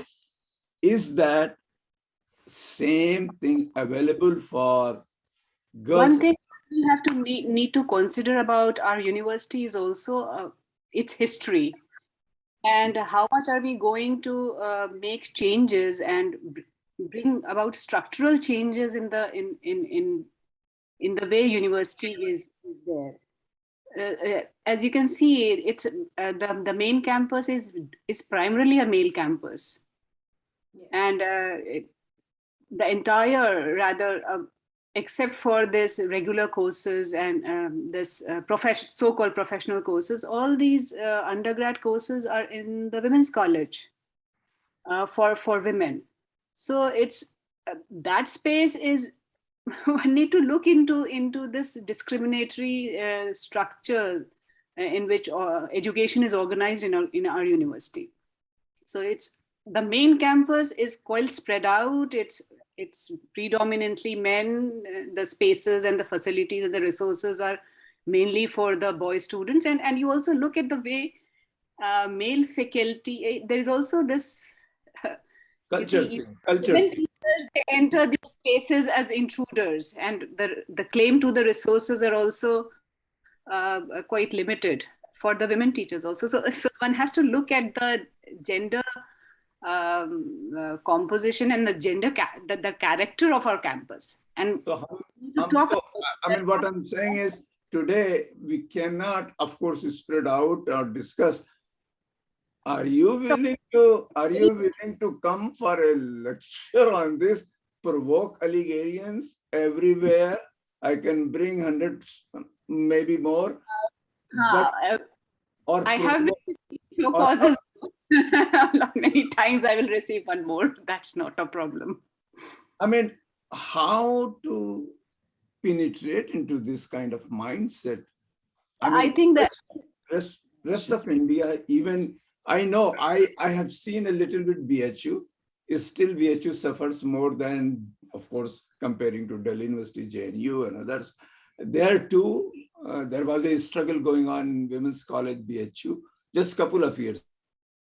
There are many issues with the females, but still that society is a little bit open, obviously is still open. Just remember that Madan Mohanji never liked Suchita Kriplani, who was the principal of Women College, because she was a little bit liberal. So there is a culture there, but still it is open. But here in Aligarh, this is too much in 2021. Is still, I know, is still this whole thing is more cultural, like control and cultural thing, that they cannot be in the same open space. I think it could be a bit sorted out, and it could things may relax if there is some kind of an open forum where people come and discuss, because there are many things that could be sorted. This is an open forum. This is open forum. You want to discuss?